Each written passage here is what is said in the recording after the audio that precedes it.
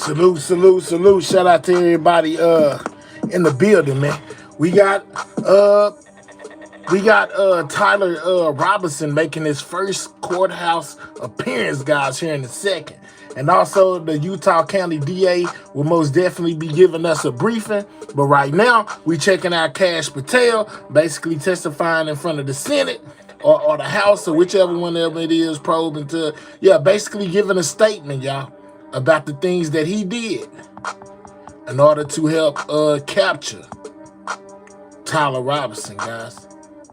Hold on, let me get this right. Y'all know I'm sort of like a perfectionist. It gotta be right. Hold up. All right, let's hear what he had to say for himself. Shout out to everybody in the building, man. Make sure y'all getting those likes up. The whole truth and nothing but the truth, so help you God. Please be seated and you can give your statement now. Thank you. Good morning, Mr. Chairman, Ranking Member Durbin, and members of the committee. It's an honor to be here with you today as the 9th Director of the FBI. I want to provide by providing a briefing into the tragic assassination of Charlie Kirk. It's important that this FBI is transparent as possible without jeopardizing investigations. Charlie Kirk was shot at 12:23 p.m. on September 10th. I think this timeline is critically important. Less than a day later, the FBI, at my direction, released the first set of images of the suspect that we captured based on our analysis on the ground. Later that evening, while conducting extensive interviews and cell phone analysis and also flying out evidence response teams and hostage rescue teams and evidence tacticians who were collecting evidence in live time and flying them back to Washington, D.C. in our laboratories for immediate analyses, we were able to extract video from the campus feed. And at my direction at 8 p.m., in partnership and promise to working with the public to bring this fugitive to justice, we released a newly, never before seen video of the suspect. We also released new enhanced photos of the suspect. Hey, y'all, shout out to everybody that's just getting here. That suspect was in custody. Shout out to everybody that's just getting here. Make sure y'all double tapping that screen or clicking those 3 dots, hitting that thumbs up, and most definitely subscribe to the channel if you're new. This is Cash Patel telling us how the FBI went about capturing Tyler Robinson, guys. You know, if you don't know, that's the guy that's alleged to be the one who took out Charlie Kirk in Utah, man. It's crazy. Pursuant to the interrogation of the suspect's own father, who stated, "When I saw that video that you released, I recognized it was my son, and I confronted him, and he was handed over to lawful law enforcement authorities." That is the FBI working with the public, as I promised, being transparent and providing critical information along the way in the manhunt for the suspect and suspects involved in Charlie's assassination. We received over 11,000 tips in the first 24 hours alone.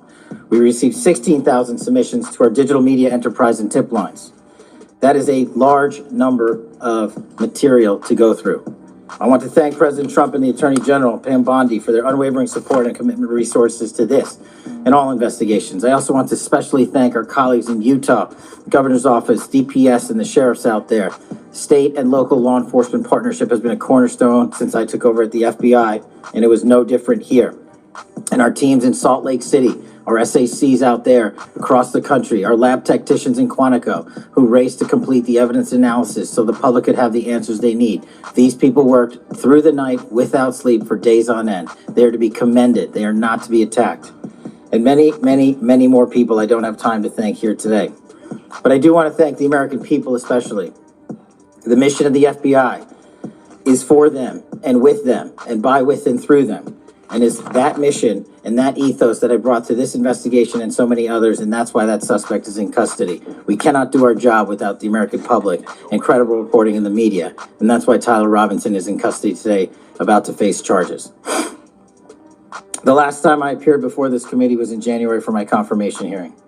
I told you then that if I were confirmed, I would provide and do everything I can to provide a safe and secure America. I promise to provide the courageous men and women of the FBI the tools and resources they need to crush violent crime and defend the homeland. I pledge myself to commit to full transparency, oversight, and accountability so we could restore the public's trust in the FBI. That's exactly what I've done. Under this administration, the FBI has arrested more than 23,000 violent criminals. That's more than twice for the same time period from last year alone. 23,000. more than twice from the same time period last year. We've taken over 6,000 illegal firearms off the streets. That number is an exponential increase. We've identified and located more than 4,700 child victims. More than 4,700 child victims have been found by this FBI. That is a 35% increase from the same time period last year. 1,500 child predators have been arrested. That's a 5% increase from the same time last year. 300 human traffickers have been arrested. That's a 10% increase from the same time last year. Over 350 members of... He done got off topic, y'all. He done got off topic. Let's go over here to where the Utah, where they giving us a live feed of what's going on. Hold on, let me bring it back a little bit so we don't miss nothing. This is the Utah County DA briefing ahead of Charlie Kirk murder suspect court appearance, guys. This is live right now. The murder of Charlie Kirk is an American tragedy. Charlie Kirk was murdered while engaging in one of our most sacred and cherished American rights, the bedrock of our democratic republic, the free exchange of ideas in a search for truth, understanding, and a more perfect union. It is also an offense against the state and to the peace and enjoyment of the people of Utah and of all those who visit here. But Charlie Kirk's murder also strikes a more personal and intimate chord. Charlie Kirk was first and foremost a husband and a father to two beautiful... Not nothing that I have seen, IGT. I haven't seen his dad say anything. He was a brother and a friend. Like all murders, the senseless and needless taking of Charlie Kirk's life has shattered the lives of those he loved and those who loved him. To Charlie's wife, Erica, his two young children, his parents, his family, and his friends, I express my sincere condolences and offer my heartfelt prayers on your behalf. I also want to express... It's the Utah County DA, guys, giving his briefing. Who was at Charlie's Turning Point USA event at the Utah Valley University, and all who have been impacted by this tragedy. As county attorney, I am charged with bringing justice to those who offend our laws. I am charged with bringing justice for those who are harmed. I am charged with bringing justice for Charlie Kirk. I am committed to these aims. I take this responsibility seriously. Today, after reviewing the evidence that law enforcement has collected thus far, I am filing a criminal information for intentionally or knowingly causing the death of Charlie Kirk under circumstances that created a great risk of death to others. Count 2, felony discharge of a firearm causing serious bodily injury, a first-degree felony. The state is further alleging aggravating factors on counts 1 and 2 because the defendant is believed to have targeted Charlie Kirk based on Charlie Kirk's political expression and did so knowing that children were present and would witness the homicide. The state is also charging defendant with count 3, obstruction of justice, a second-degree felony for moving and concealing the rifle used in the shooting. Count 4, obstruction of justice, a second-degree felony. These are the charges that Tyler Robinson faces, guys. During the shooting. Count 5, witness tampering, a third-degree felony for directing his roommate to delete his incriminating texts. Count 6, witness tampering, a third-degree felony for directing his roommate to stay silent if police questioned him. And count 7, commission of a violent offense in the presence of a child, a Class A misdemeanor, for committing homicide, knowing that children were present and may have seen or heard the murder and did so based on Charlie Kirk's political expression. Also, following the press conference, I am filing a notice of intent to seek the death penalty. I do not take this decision lightly, and it is a decision I have made independently as county attorney, based solely on the available evidence and circumstances and nature of the crime. Because we are seeking the death penalty, the defendant will continue to be held without bail in the Utah County Jail. Turning to the 10-page information, these are the allegations. The unaliving penalty is on the table, guys. On September 10th, 2025, at approximately 12:23 p.m., Charlie Kirk was shot and killed while speaking to a large crowd on the campus of Utah Valley University in Orem, Utah. Police found the suspected murder weapon, a bolt-action .30-06 rifle, nearby. Over the next approximately 33 hours, police conducted a manhunt for the shooter until the evening of September 11th, 2025, when Tyler James Robinson surrendered to police at the Washington County Sheriff's Office. DNA consistent with Robinson was found on the rifle's trigger. After shooting Mr. Kirk, Robinson hid the gun, discarded the clothing he wore when he fired the rifle, and told his roommate to delete incriminating text messages and not talk to police. Children were present at the time of the shooting. The shooting. Turning Point USA, a nonprofit organization founded in 2012 by Charlie Kirk, organized a public outdoor event to be held at noon on September 10th, 2025 at UVU. The event was the first in a series of similar events to be held at college campuses nationwide. Mr. Kirk is a well-known conservative activist, famous for these type of events, where he discusses various political issues and debates with audience members. His events and comments have garnered a significant number of supporters and drawn the ire of many who disagree with his political views. The event at UVU was announced far in advance and garnered significant publicity and interest. We can hear that. Consequently, several hundred people attended. Mr. Kirk was interacting with a crowd before the event officially got underway. Then, at approximately noon, Mr. Kirk seated himself under a portable canopy behind a table and microphone. Mr. Kirk allowed his questioners to approach a microphone positioned directly in front of him. Mr. Kirk's team members were very close to him on his right and left, as well as some behind his canopy and others at various close locations near him. The large crowd surrounded Mr. Kirk on three sides. Temporary metal fencing separated attendees from Mr. Kirk by only a matter of feet. Directly above and behind Mr. Kirk was the UVU Hall of Flags, an indoor walkway spanning several hundred feet with floor-to-ceiling glass windows which overlooked the plaza where Mr. Kirk was seated. People were in the walkway at the time of the shooting. Approximately 15 minutes into the event, Mr. Kirk was answering a question about mass shootings by transgender individuals when a gunshot rang out. The bullet struck These are the Mr. facts, Kirk guys. in the neck.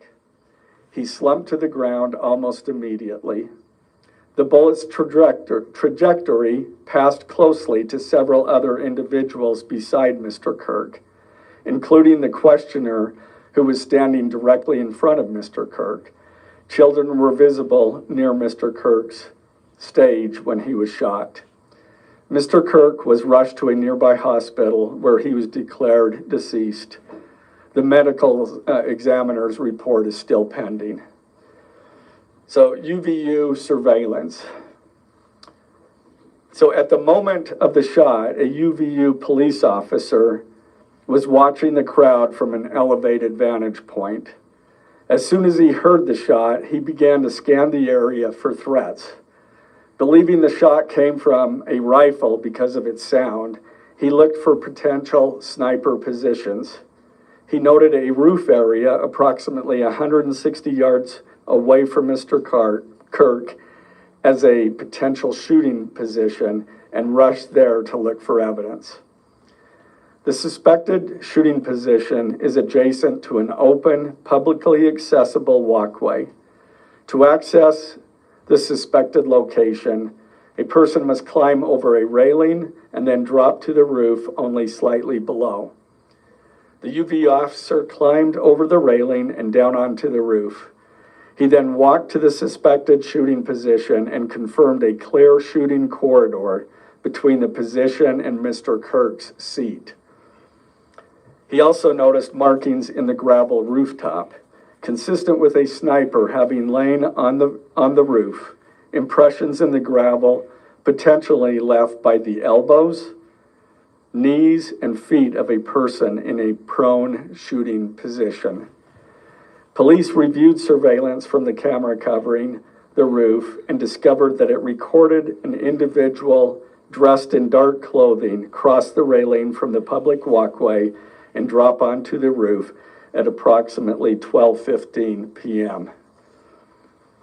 Although the individual moved out of the camera's view for a short time, the camera again captured the individual running across the roof and then low crawling to the area the UVU officer recognized as where the suspected sniper had dropped into a prone shooting position. After a short time, which matches the known time of the shot, the individual arose and ran across the roof to the northeast. This discovery led to an intensive review of UVU surveillance recordings to attempt to track and identify the suspect. Surveillance revealed the following. At approximately 11:51 a.m., the suspect entered campus from the north. He is seen wearing a black shirt with an American flag in the center, a dark baseball cap, and large sunglasses.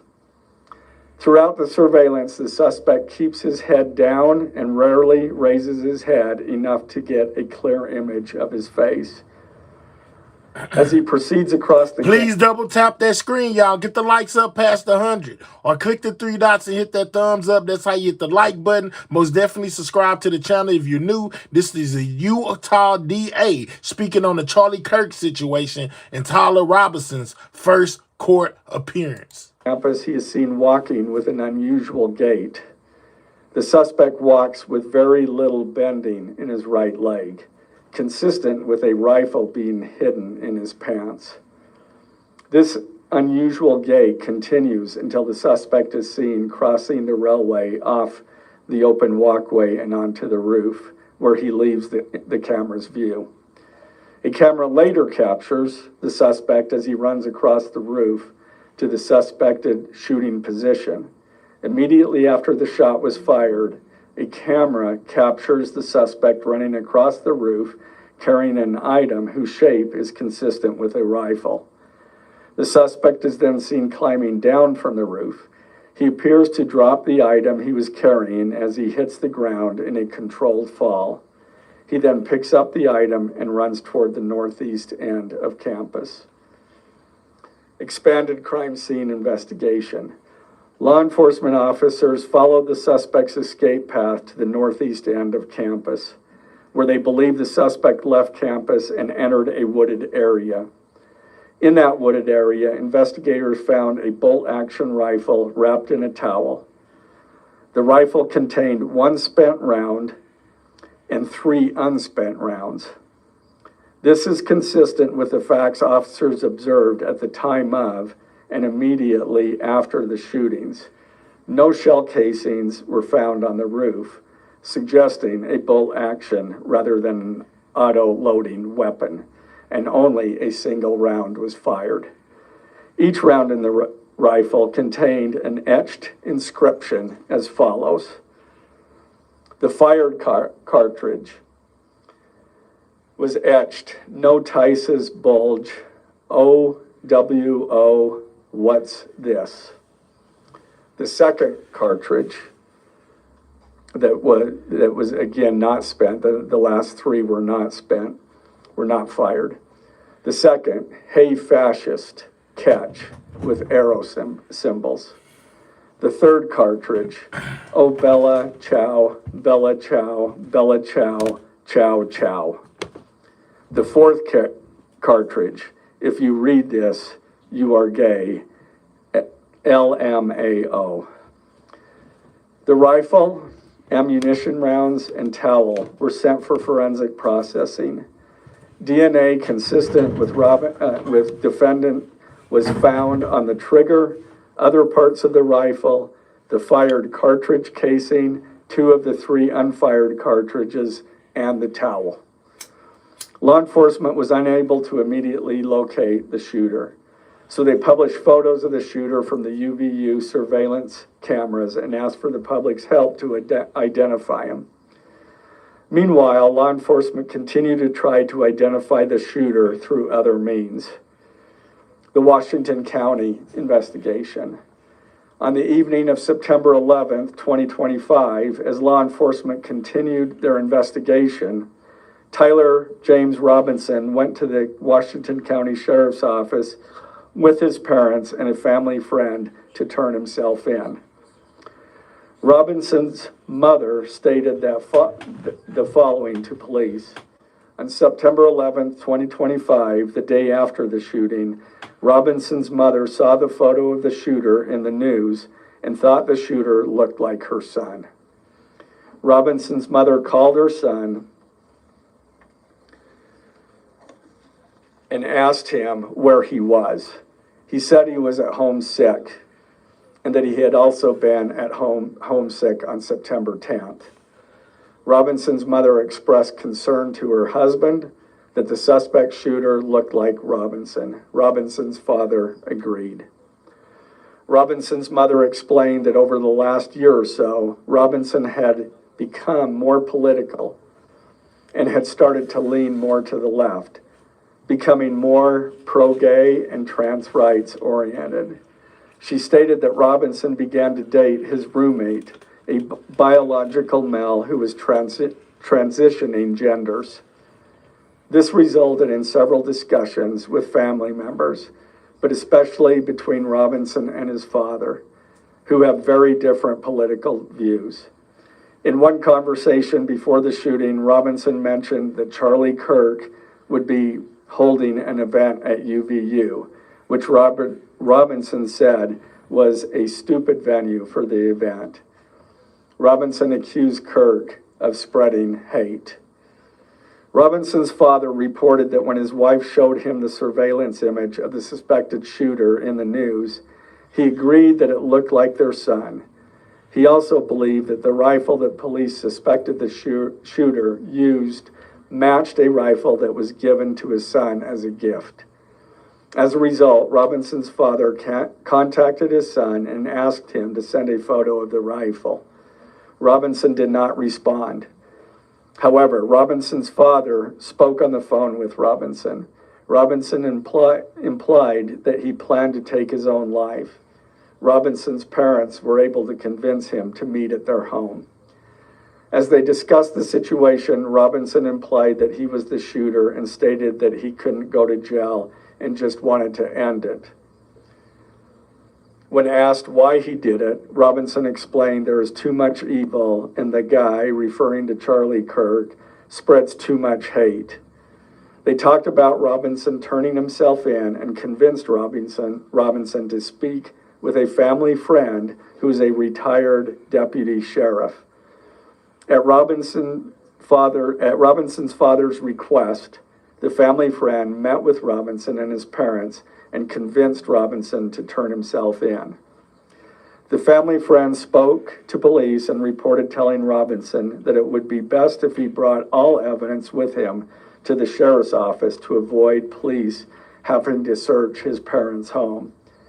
The friend also asked Robinson if he had any clothes that were related to what he did. Let's take time to click those three dots, guys, in the corner and hit that thumbs up. This is the Utah DA basically telling us everything we need to know regarding Tyler Robinson. They most definitely said the unalived penalty is on the table and basically gave us a rundown of the events that took place to take Charlie Kirk's life, guys. Most definitely. Double tap that screen if you're on a mobile device or click those three dots, hit that thumbs up. This is everything they're putting out. Robinson replied that he had disposed of the clothes in different areas. The roommate. Police interviewed Robinson's roommate, a biological male who was involved in a romantic relationship with Robinson.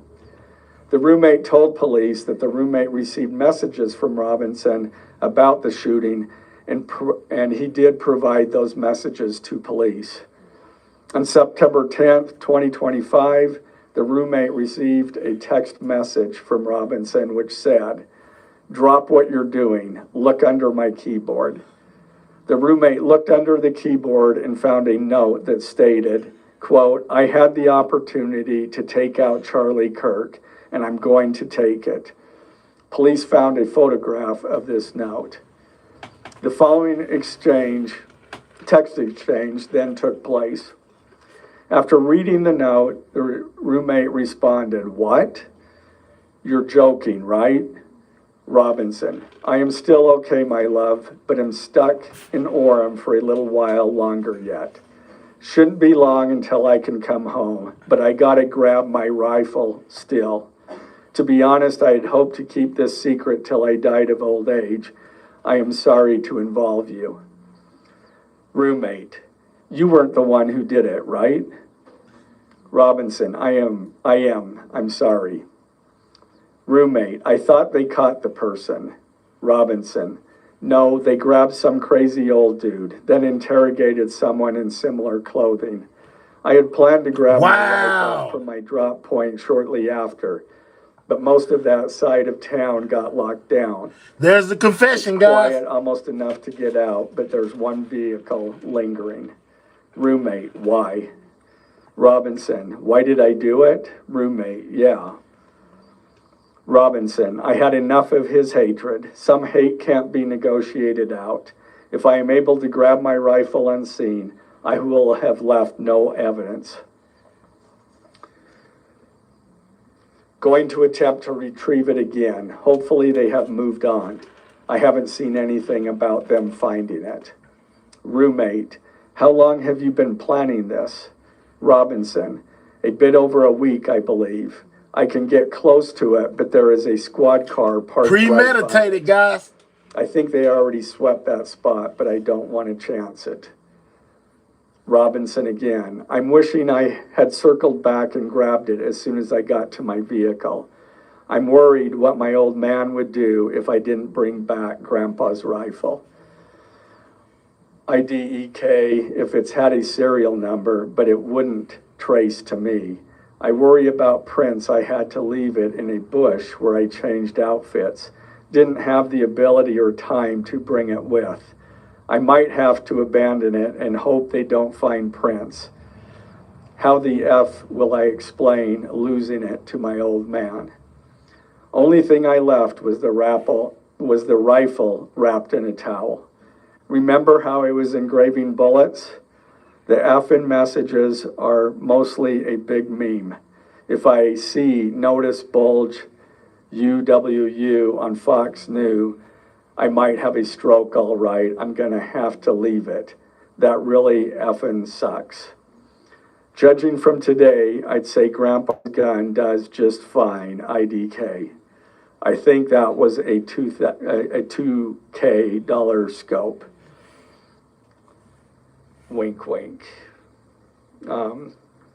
Robinson again, delete this exchange. Again, Robinson, my dad wants photos of the rifle. He says Grandpa wants to know who has what. The feds released a photo of the rifle, and it is very unique. He's calling me, RN, not answering. Robinson, since Trump got into office, my dad has been pretty diehard MAGA. Robinson, I'm going to turn myself in willingly. One of my neighbors here is a deputy for the sheriff.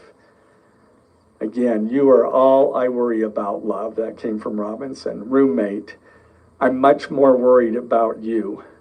Robinson, don't talk to the media, please. Don't take any interviews or make any comments. If any police ask you questions, ask for a lawyer and stay silent.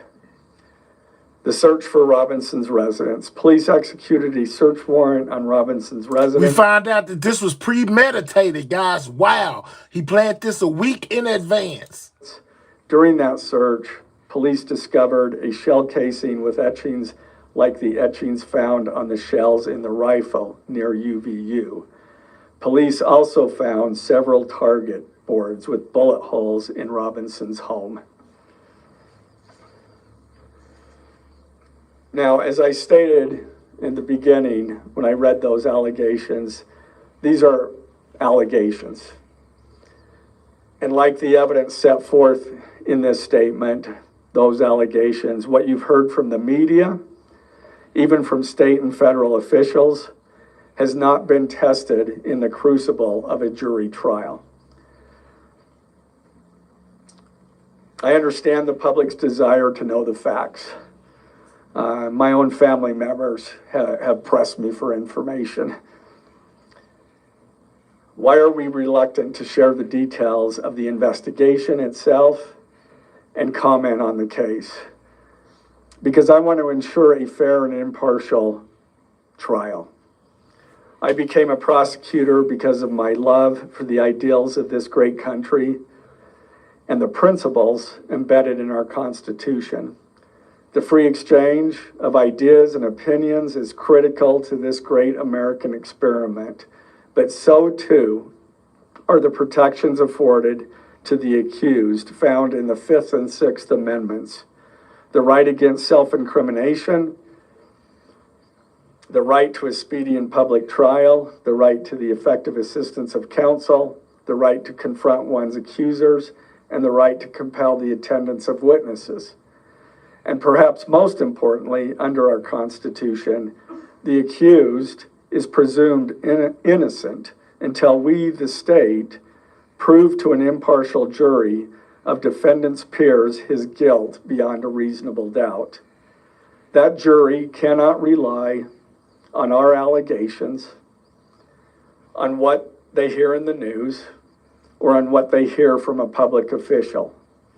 The jury is the sole trier of fact, and they will ultimately determine those facts based on evidence a trial judge has determined is admissible. Again, as prosecutors, we bear the burden to prove guilt beyond a reasonable doubt. But make no mistake, we welcome this burden. I'd like to now introduce my trial team who will be charged with prosecuting the case. This is a veteran and expert team of some of the state's best trial attorneys. Chad Grunander, who is one of my two chief deputies, Ryan McBride and David Sturgill on the far right there.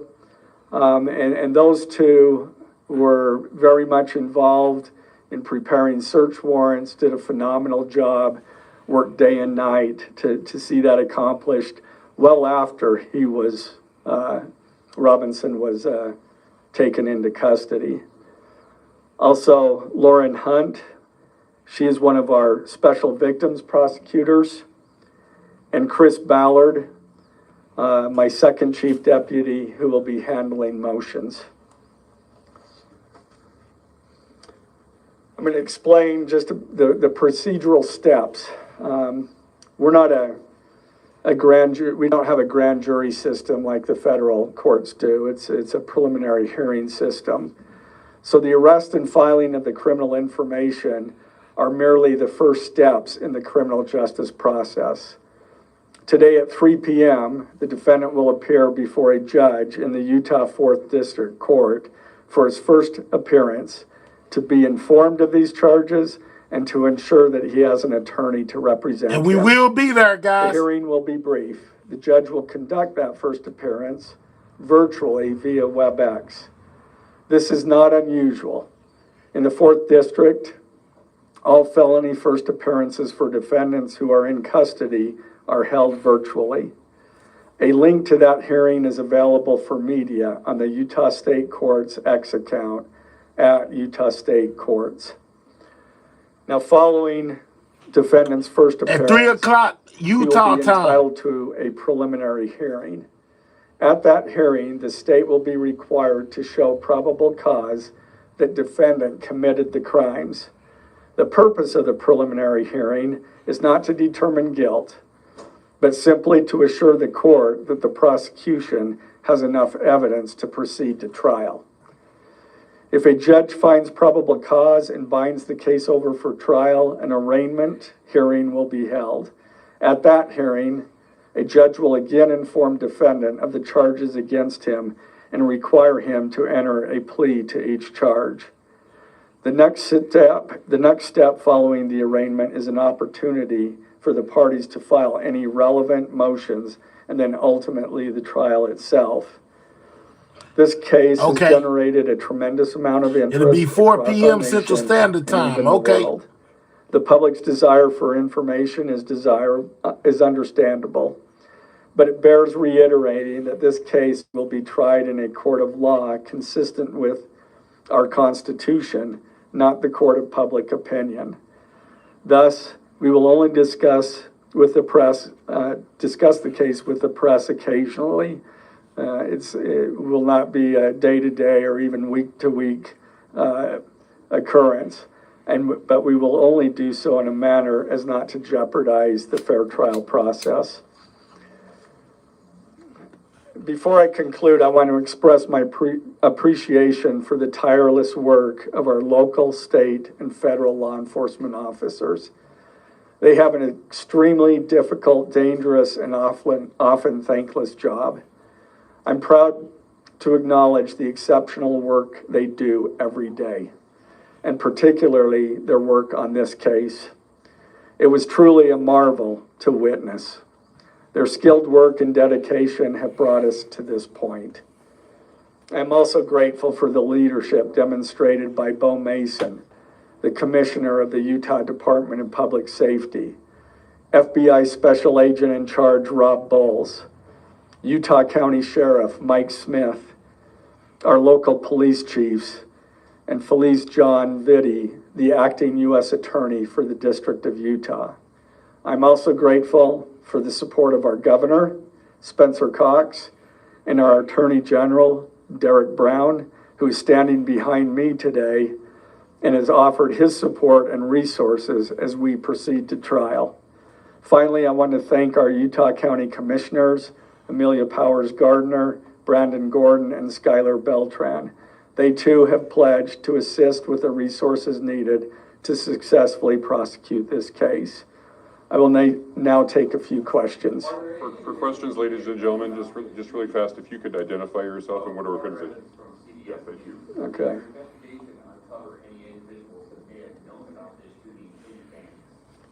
They are still looking into it. It's an undergoing investigation.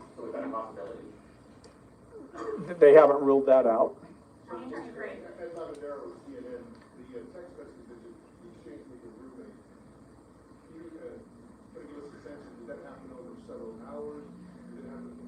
I don't have that information. Emily Anderson Stern, Solid Tribune. I know acknowledging that you made this decision to definitely independently, but you hear also the Trump administration or Governor Cox's administration as you were working on these charges?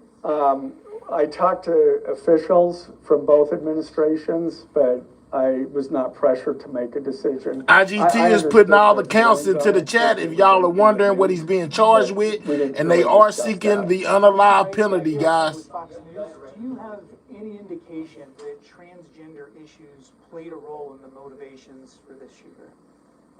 I'm going to stick to what I just stated in my public, in our information. I think that is pretty much set forth there. Mr. Graham, I'm Winslow, Fox 13 News. Just asking, planning to file additional charges against anyone else in connection with this? Again, we don't have any information at this point of additional suspects, but I know that our law enforcement agencies are continuing to follow leads. Mr. Gray, the FBI director today said that you are, quote, or that other people, a number of people are being investigated and interrogated. So it seems that there are people who might be of the prosecution. Yeah, I'm not. The suspect was a lone wolf, or could this be part of I can't comment on that. I'm not aware of all their investigation. I just know that these agencies are continuing to investigate this case and follow all leads. Can I tell you with BBC News? Would like to know, how does this possibly interface with any federal authorities? That's up to the feds. They have different charges and they're reviewing the evidence, and after they review the evidence and the law, they could file charges, but I'm not privy to exactly what they're looking at. Can I tell you with the BBC, you spoke a lot about text messages with the roommate. The governor previously said the roommate is cooperating, but could we see charges against the roommate? Again, I'm not prepared to answer that question.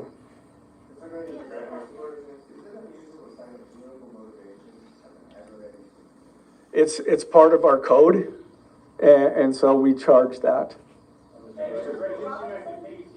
those that aren't of a legal mind, is this a confession to text messages? Is that legally a confession? And is he cooperating since he's been taken in custody? Ultimately, a judge will determine that at trial. And cooperation, has he spoken at all? Has he been cooperating? Again, I'm not going to comment on that. Okay. What more can you tell us about the suspect's time online that some say radicalized him? I am not aware of that information. It's, again, still under investigation. And has he expressed any remorse so far about this? I am not going to comment on that. Is he continuing to not cooperate? I am not going to comment on that. Mr. Gray, the FBI director has been way out in front in terms of presenting evidence to the public. Your team has been very circumspect, very measured in what they laid out. Has that hampered the investigation and the build-up to this? Well, as attorneys, we typically like to control that information to preserve an impartial jury and a fair trial. So has the hampered investigation? Excuse me? I don't have that information. Can you tell us more about what the family may have said in interviews? What the family said is what I provided. Do you anticipate that the defense will try to get this trial moved out of Utah County, and how will you respond to that? That from where? From Utah County. That the defense will be from Utah County? Well, that they will try to get the trial moved. I couldn't predict what they're going to do. Is there any of this just with the timing of the shot and the question of that how Matthew is transgender? Is that more than coincidence? That will be for a jury to decide. Mr. Gray, are you confident that the roommate had no part of this attack whatsoever? Again, I'm not going to comment on the evidence. But the evidence so far does it show any involvement? Again, I'm not going to comment on other than the facts that or the evidence that we've gathered so far.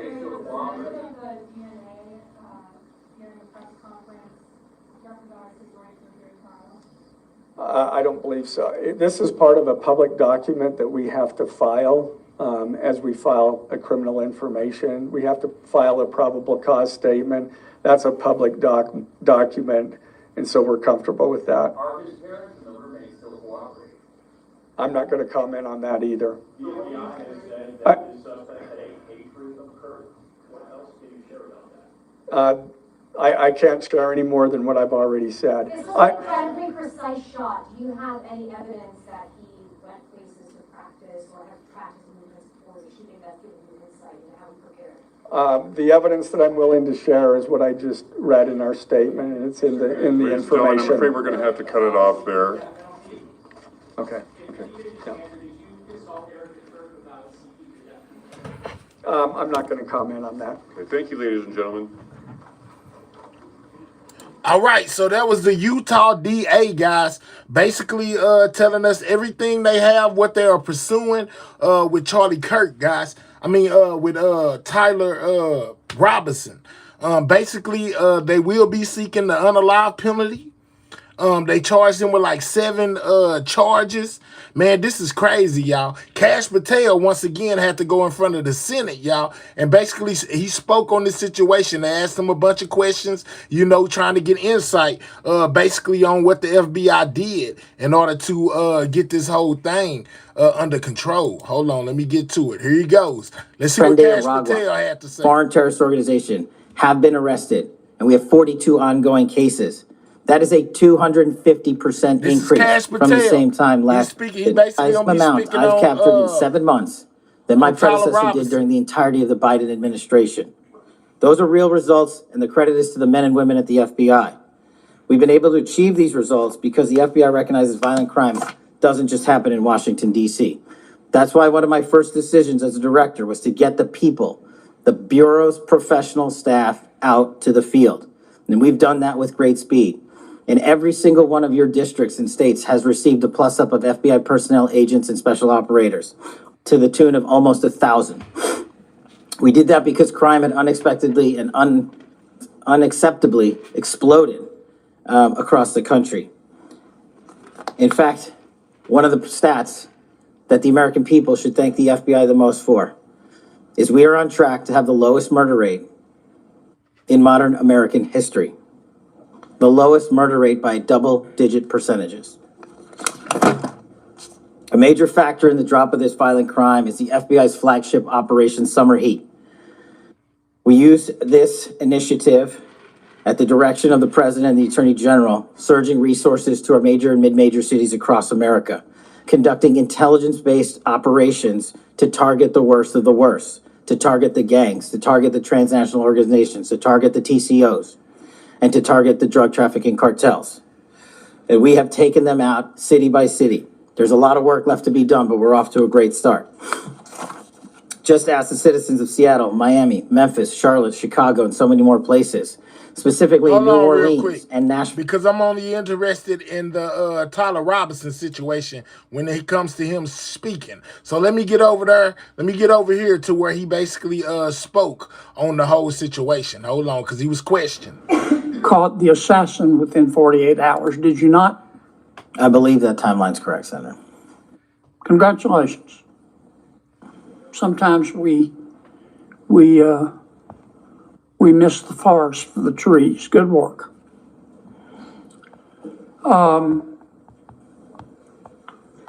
Did Mr. Kirk's assassin act alone?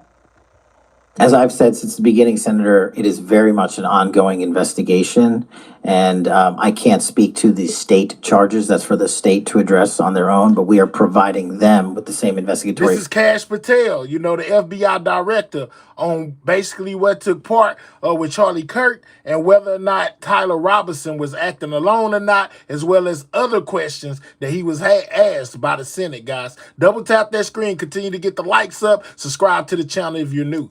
Findings reporting the department. And as I noted to Senator, I believe it was Cornyn or Hawley, that there are a number of individuals that are currently being investigated and interrogated, and a number yet to be investigated and interrogated specific to that chat room. So we are very much in our ongoing posture of investigation. So others could have been involved? Yes, sir. Okay. I asked you this last time you were here. Cash, you remember Mr. Peter Strzok and Ms. Lisa Page? Yes, sir. Mr. Strzok was an FBI agent. Ms. Page was an FBI lawyer. They were both very aggressive anti-Trump political activists who allowed their political opinions to affect their work at the FBI. Is that a fair statement? I believe their text messages and the testimony that was secured by the OIG and DOJ speak for themselves. In fact, Mr. Strzok and Ms. Page were having an extramarital affair, and at one point, Ms. Page texted Mr. Strzok, quote, "Trump's not ever going to be president, right? Right?" Mr. Strzok replied, no, he won't. We will stop it," end quote. Ms. Page resigned from the FBI. Mr. Strzok was fired. they promptly sued the federal government and the FBI and Justice Department for releasing their emails, which revealed all of this. The FBI settled that lawsuit for $1.2 million, gave Mr. Strzok $1.2 million cash, gave Ms. Page, who resigned. She wasn't fired, she resigned, she quit. Gave her $800,000. Who, if the FBI made that decision to give them money? That settlement was reached in the Biden administration when my predecessor was the director. Who? Are you saying that Chris Wray did? The only people that can decide that settlement are the Attorney General in conjunction with the director and the administration. Okay, so you're telling me that Attorney General Garland and Director Wray decided to give them the money? Is Yes, that sir. right? Yes, sir. Okay. Now, when you took over the FBI, did you find instances of where under the Biden administration, the FBI had weaponized the agency to push the political beliefs of President Biden? Sorry, the last part? When you took over the FBI, did you find instances of where the Biden administration had politicized the FBI to prosecute its political agenda? Well, And once again, they keep on getting all off topic, guys. Let's get back to where Cash Patel, I guess they was questioning him here and there about what was going on with the Charlie Kirk situation. Hold on. Let me pull up another one where he talked about there were like 20 people, guys, that were involved in this situation. Well, not the situation at hand, but basically in the Discord where he talked about it. Hold on real quick. Let's go here. Capture of the suspected assassin. I also want to especially thank our colleagues in Utah, Governor's Office, DPS, and the sheriffs out there. State and local law enforcement partnership has been a cornerstone since I took over at the FBI, and it was no different here. These people worked through the night without sleep for days on end. They are to be commended. They are not to be attacked. We cannot do our job without the American public and credible reporting in the media, and that's why Tyler Robinson is in custody today, about to face charges. Justice Correspondent David Spunt. David. Well, Harris, FBI Director Patel also revealed, relating to the Charlie Kirk assassination, that there were many more, in his words, than 20 participants in a group chat with the suspect, 22-year-old Tyler Robinson. The Kirk subject is one of several that he's talked about today. It's an oversight hearing, as you mentioned, previously, I should say, scheduled. It's really kind of a kitchen sink with a lot of different topics, and at times, the FBI Director has held his own. Watch. Honored to be the 9th director of the FBI. I'm not going anywhere.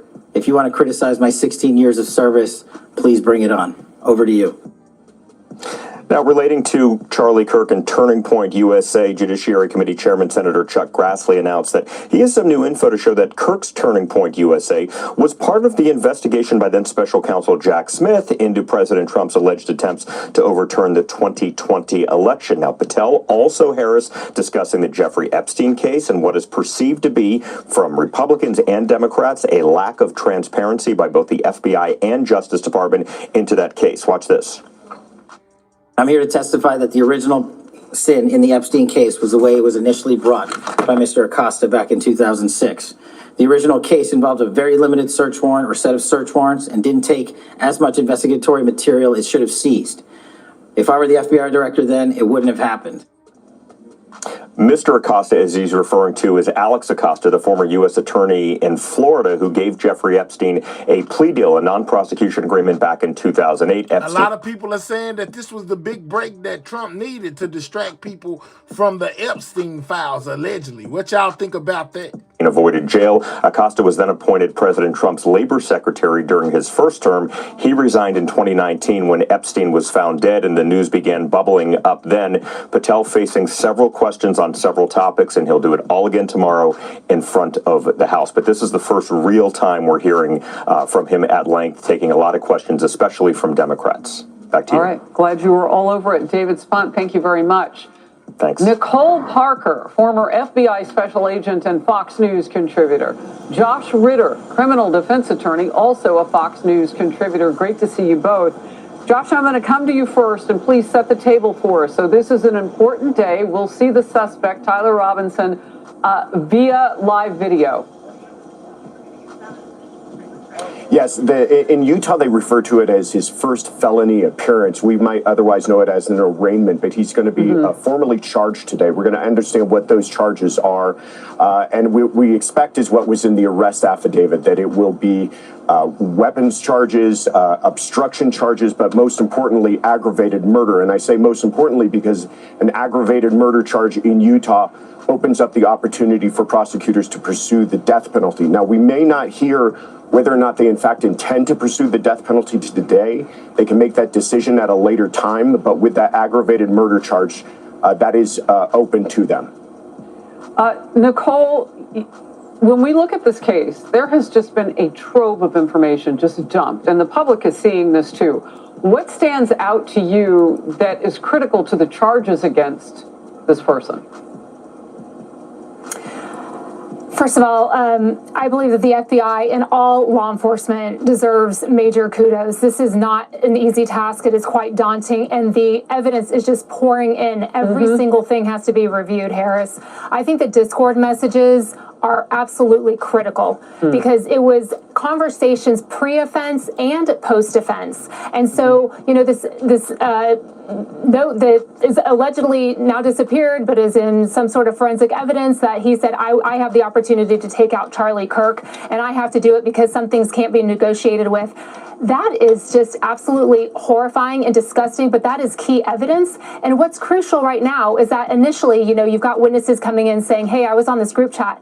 Now the FBI has gone in and gotten, you know, search warrants that are necessary. You've got to get your evidence clean and clear because this case will likely go to trial. I don't see this person signing a plea agreement, but well, he's not even cooperating. Regardless, it has to be ready for prosecution. Right? He's not. Now they had real time, updates going on between Tyler and his boyfriend, guys, that I guess the boyfriend turned over to the FBI. Like, speaking about where he put the gun at, you know, how long it took him to come up with this, and basically giving his boyfriend a play-by-play of exactly what it was that he was doing, guys. And that basically came out in the press conference today, where the Utah DA basically revealed that they had that information. That's better than a confession. Both of you on. Matter of fact, that was a confession. Pre and post offense disappearing note. Now, is the ability to make something disappear on Discord part of that platform? Like a story and Instagram goes away in 24 hours, but it's always there because it's in your archive. It never really goes away, and that's how it's gettable. Talk to me about how you make things vanish online, or if that's even possible in this case. Would you like me to answer? Yes, please. Okay, so I can tell you in law enforcement, it can be tricky at times with some of these platforms that allow disappearing messages. As far as Discord goes, it originated as a gaming sort of platform, group chats, room chats for people that have similar views on things. That is going to be a task for law enforcement to do, but I have no doubt that they will get to the bottom of it. Okay. The other thing is that because you have so many witnesses coming forward as well, they likely still have those messages saved on their phones, on their devices, not disappeared. Yep. And if you get to those people soon enough before they start killing stuff out, but there's still a footprint. So let's get to the law on that, Josh. How exposed are those individuals who were in the Discord chat? Because this has been a societal question now. Should somebody turn this guy in? What is that if you see something, say something moment look like in the digital world? Absolutely. What we're talking about is a conspiracy theory, the idea, or conspiracy charges theory, I should say, the idea that if people were in agreement, meaning they understood what he intended to do, and they either participated in that, helped him in some kind of way, promoted that, encouraged him to do it, or otherwise supplied him with some sort of aid in doing that, they can be brought up in charges as well. And I think that's why Director Kash Patel was so interested in that because that could be the avenue to open up federal charges if those communications were taking place with people outside of the state or even outside of the country. That might open up the opportunity for the feds to get involved. They are pushing for the deep penalty. Okay, compel those others in the room. I'm reading there could be as many as 20 people that they're looking at. I appreciate the expertise and time of both of you. This case is moving on, and we are all over it with the first felony appearance. That lingo that you've taught us today, Josh Ritter, appreciate that as we see the suspected assassin via live video later today. Thank you. All right, so he's going to be in court. You know what I'm saying? This is live coverage of what was just revealed, guys. Let's see what they're talking about. State case, they can add those charges, although it seems like they feel pretty confident given the fact that the roommate was so cooperative, showed all those messages. Maybe they'll stumble upon more evidence, but it seems like they feel confident they've got it all. Of course, on the federal side, the feds are looking for evidence that would meet that federal bar to file charges. So that can mean, was there a crossing state lines? They might be looking for a way to connect this to terrorism. They haven't gotten that yet, probably, which is why we haven't seen charges. Anna Schechter, we always appreciate your analysis. Thank you very much for being at the table here with us. And we will, of course, continue to follow any new developments in this case and bring them to you as they develop.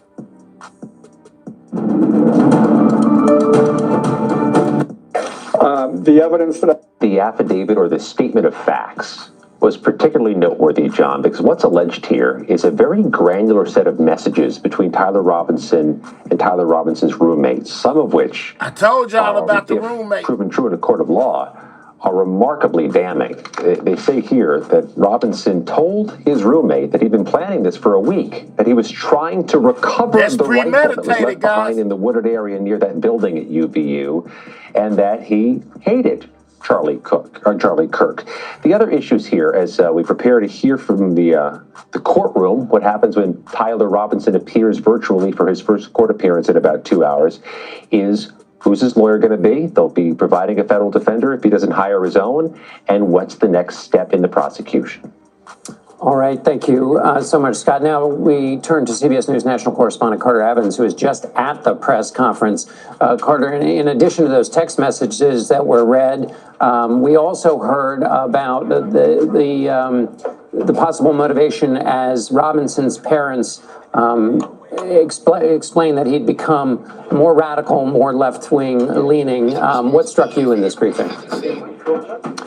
Right, they talked about when his parents and that family friend who was a former deputy dropped Tyler off at the sheriff's station near his home, and basically that the mother spoke and said that she had recognized him in those photos, asked him where he was that day, and that he had stated that he was homesick.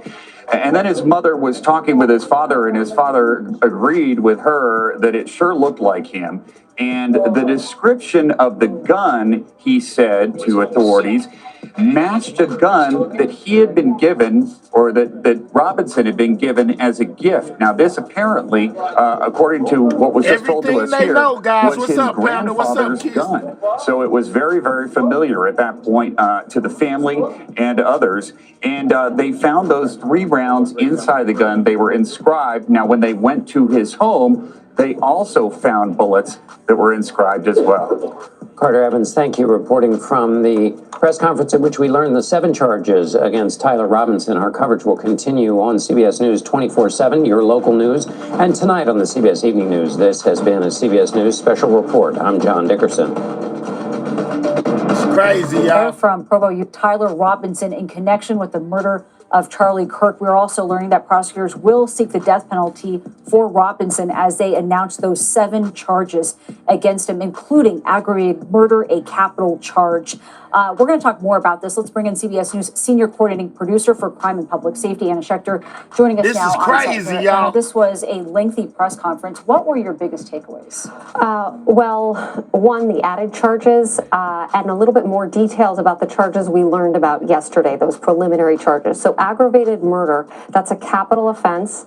And then the felony discharge of a firearm, those first 2 counts are carry aggravating Norbert? factors because, Shout as out John to you. Dickerson was just saying, because of Charlie Kirk's political views, that he was targeted because of those views, also because the murder occurred in the presence of children, that children were there and witnessed it. And he made a point of noting that. Then we have a total of 7 charges, including witness tampering, and those pertain to his efforts to get his roommate not to talk to police, to the media, and also the fact that he was changing clothing, so trying to hide the crime. So we learned a little bit more about that.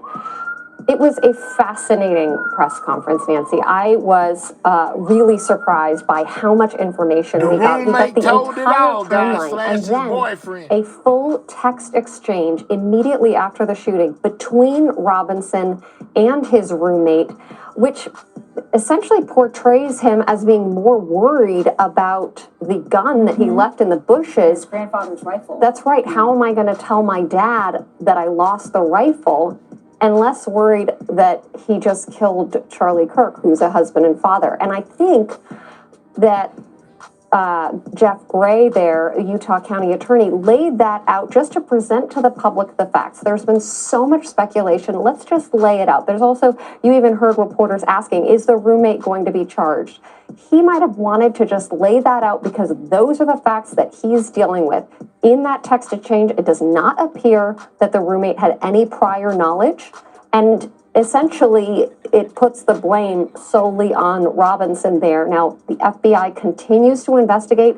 So if anything changes, if anyone else knew about it or contributed to this, they will, of course, step in and file charges. But at this... Could they go after those 20 people that was in that Discord, guys? That's crazy, y'all. Wow, everybody get in trouble. Somebody say something online, you don't report it, something happens, it seems like you can get in trouble too.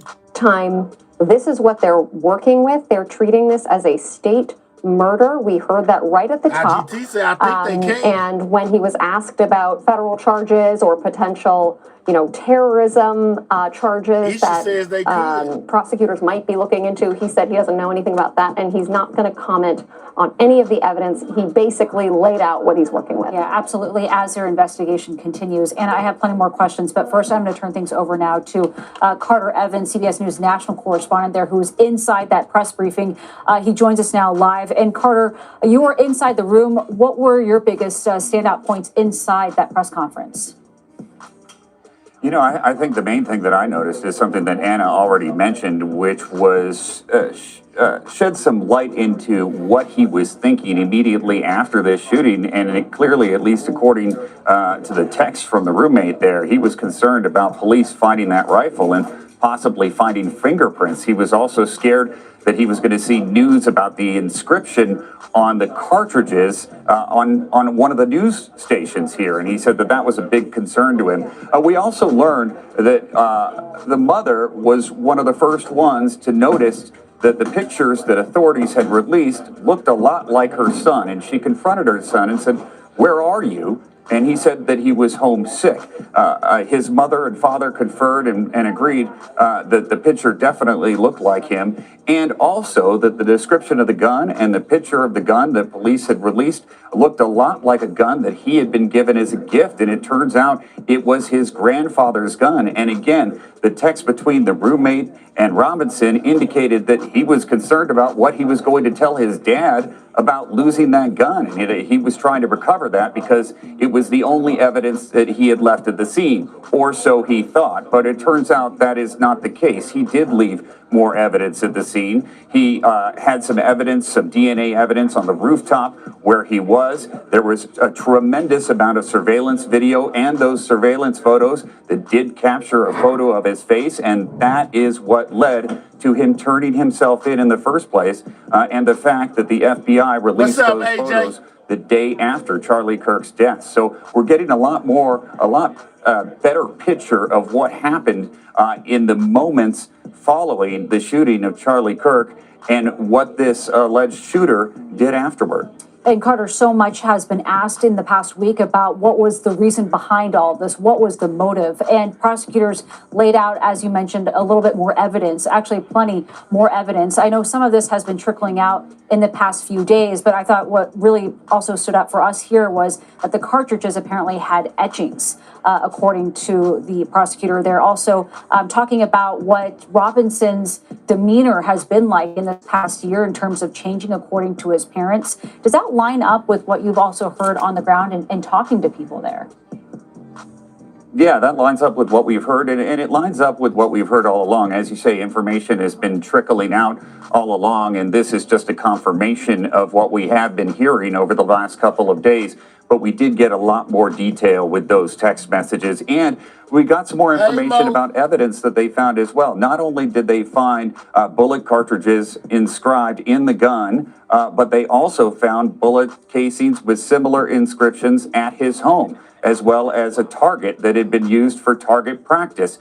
They wouldn't go much farther than that. But one thing that I found interesting, too, was a text to the roommate that said, look under the computer keyboard. And under the computer keyboard, prosecutors say was a note basically admitting that he had done this. Mm-hmm. And the roommate took a picture of that note. So it looks like they have a tremendous amount of evidence against him.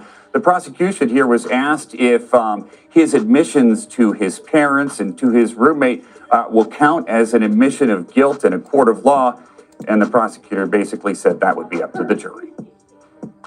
Carter Evans, thank you very much. And here we are. Just While we, all right, so check this out. So this lady right here, I'm about to show y'all. It says, however you pronounce her name, Omar, facing major repercussions over insensitive Kirk comments. So basically, she has some things to say about Charlie Kirk, basically not being sensitive to the situation he went through, and basically him losing his life, and to where Trump has spoke on it, as well as other representatives, to basically give her repercussions about her comments, guys. She could potentially lose her job. This is crazy, y'all.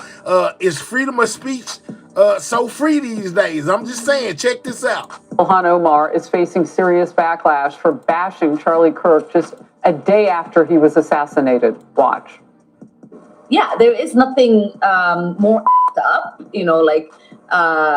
than to completely pretend that his words and actions have not been recorded and in existence for the last decade or so. These people are full of shit, and it's important for us to call them out. While Candace Owens was Charlie's friend, IGT. That's how she got involved in all of this. We feel anger and sadness and have empathy.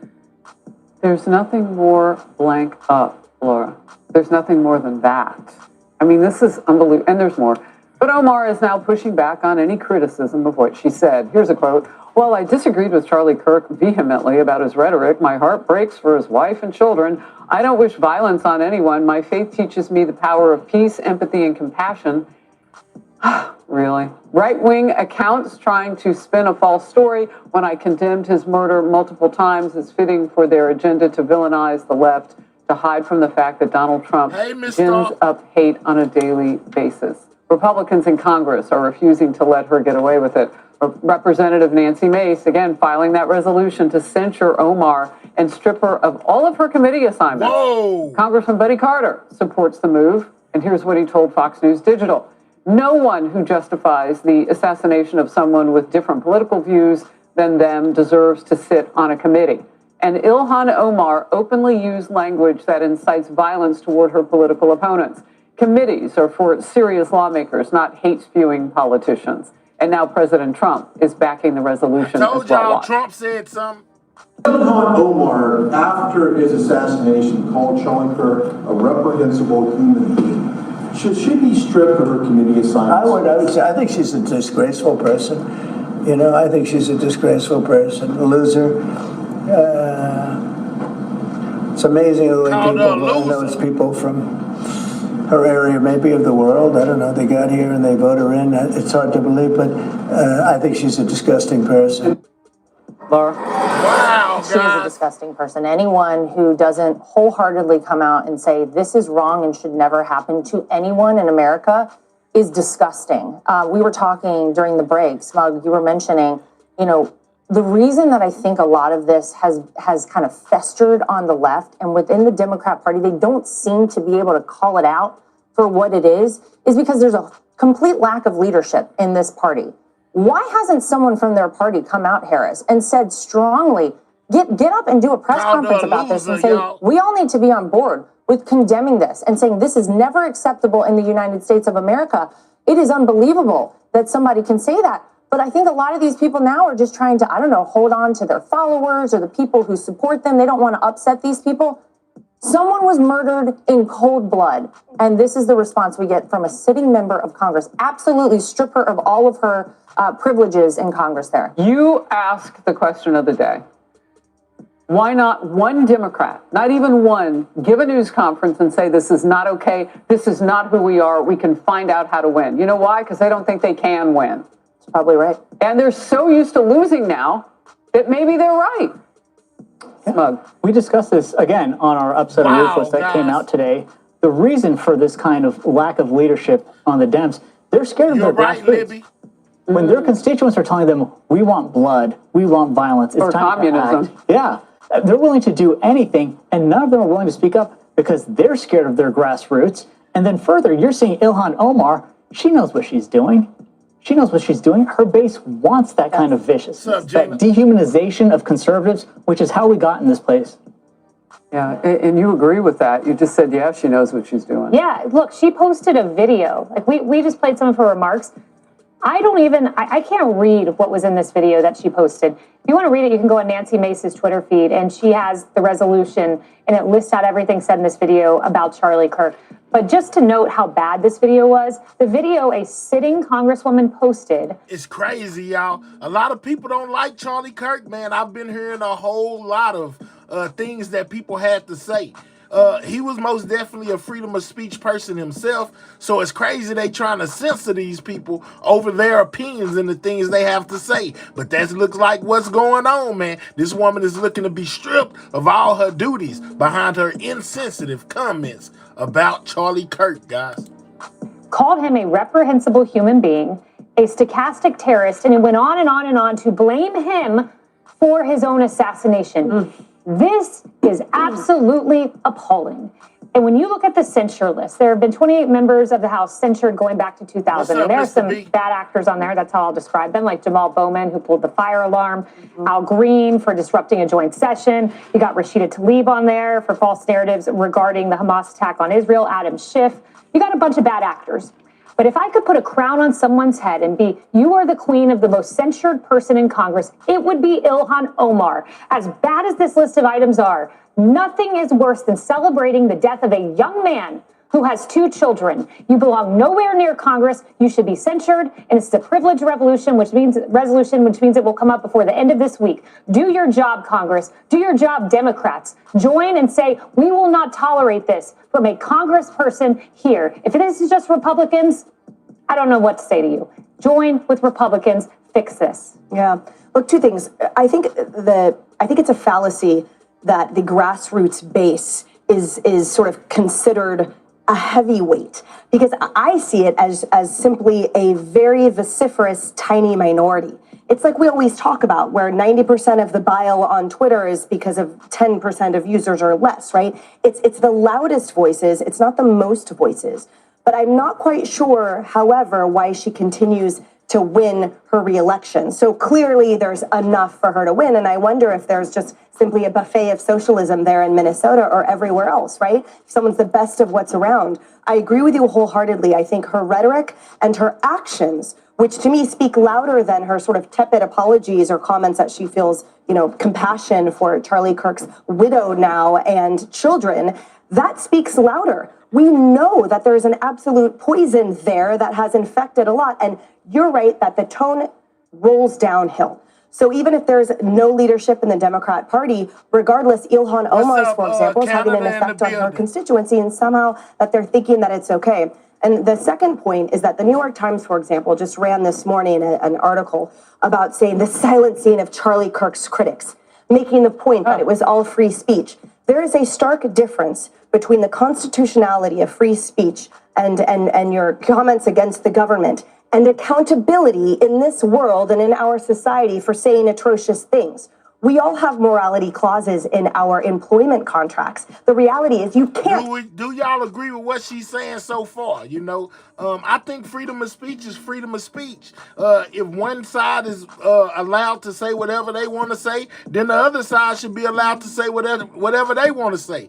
I most definitely think it was a tragic situation what happened with Charlie Kirk.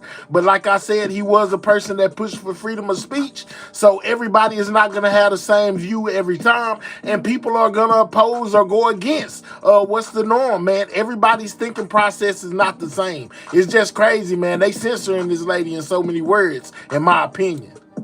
Say what you want. You can't behave as you want without consequences. So Ilhan Omar, there will be consequences to your violent and unacceptable rhetoric as a representative of the United States and Minnesota. Hopefully, her voters and her constituents now will see such and make her a has-been. Yeah, I mean, Kaylee, you said something that made me think she does know what she's doing. And how do we know? Because she's been down this road before. When she made all those anti-Semitic, and she was censured for what she said, that Jewish hate that she expressed. Even then, it didn't stop her because she knows how to work the system and get out of it and hopefully get a few people on her side because ultimately she wants to be seen as a victim.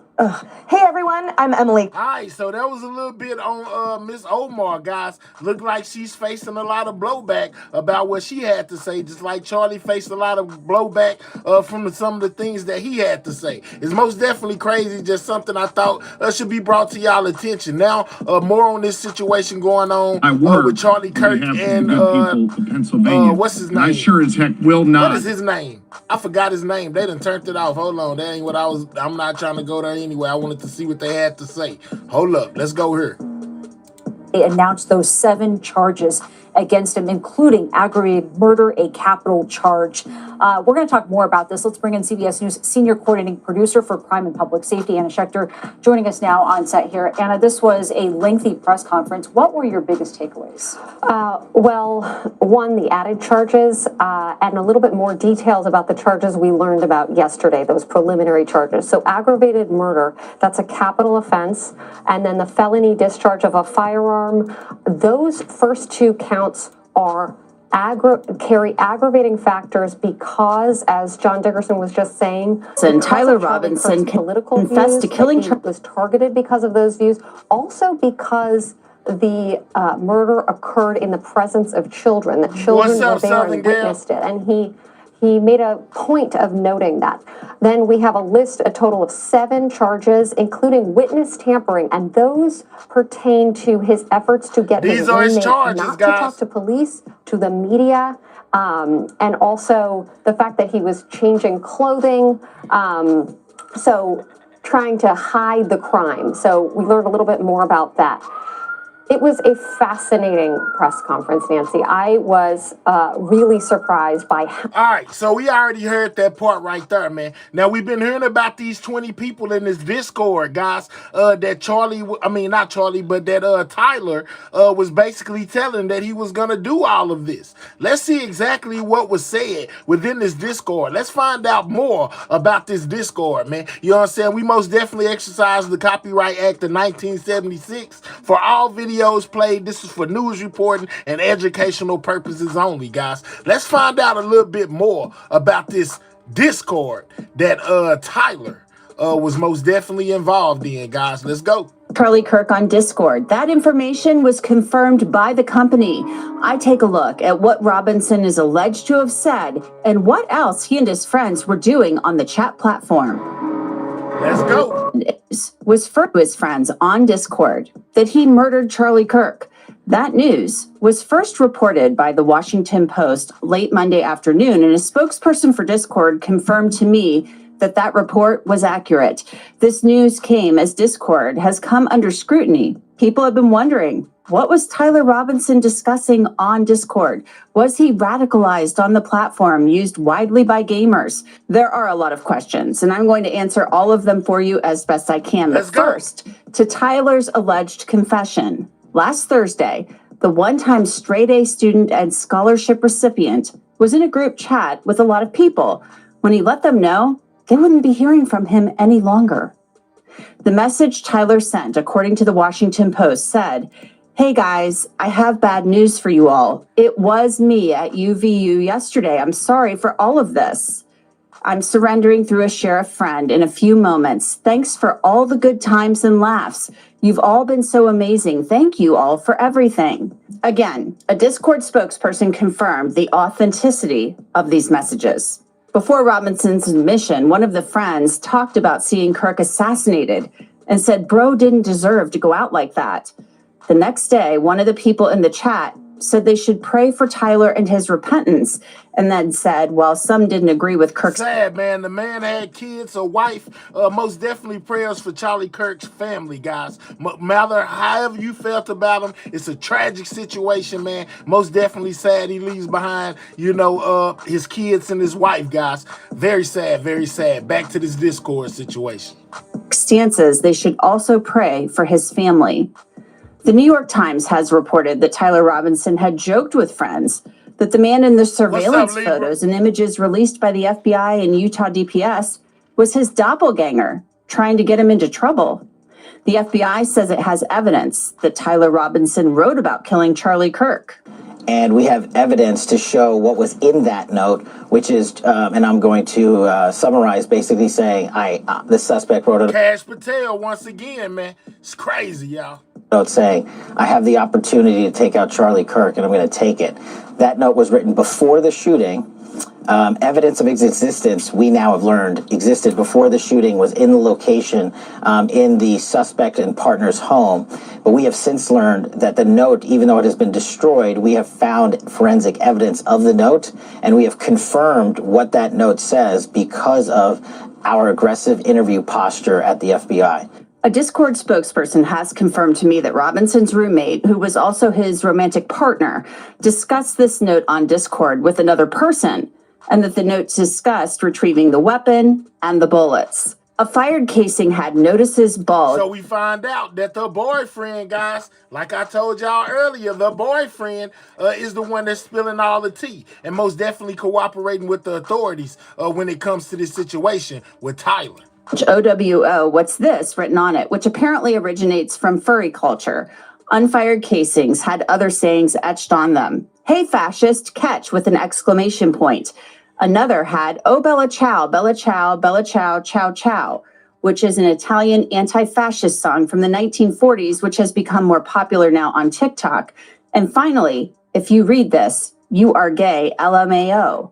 Officials have said they are talking with the romantic partner, who likely holds a lot of information about Tyler Robinson. There were reports yesterday that we can confirm that his roommate was indeed a boyfriend who is transitioning from male to female. So he had a boyfriend, guys, and a lot of these people are saying that this was kind of motivated by Charlie's outlook on this type of situation that basically old boy was going through, y'all. So y'all asking me if he's the G word. He most definitely had a boyfriend that was transitioning into a woman. So I would say, basically yes, but this is most definitely crazy, guy. But let's continue.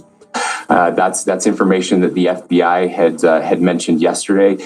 We can confirm that as well, and that he is cooperating with authorities as well. The Discord spokesperson says Tyler Robinson did not plan the assassination on Discord, and she claims he did not discuss it before it happened and was not radicalized on the platform. She also said Tyler and his partner did not discuss the killing on Discord either. She says the platform is cooperating with law enforcement in the investigation. FBI Director Kash Patel was asked at a Senate hearing about Discord's role in this probe. Reports have suggested that the FBI is investigating a broader network of groups that may have had some knowledge of the shooter's plans. Remember, I told y'all he was talking to the Senate. This is a picture from that.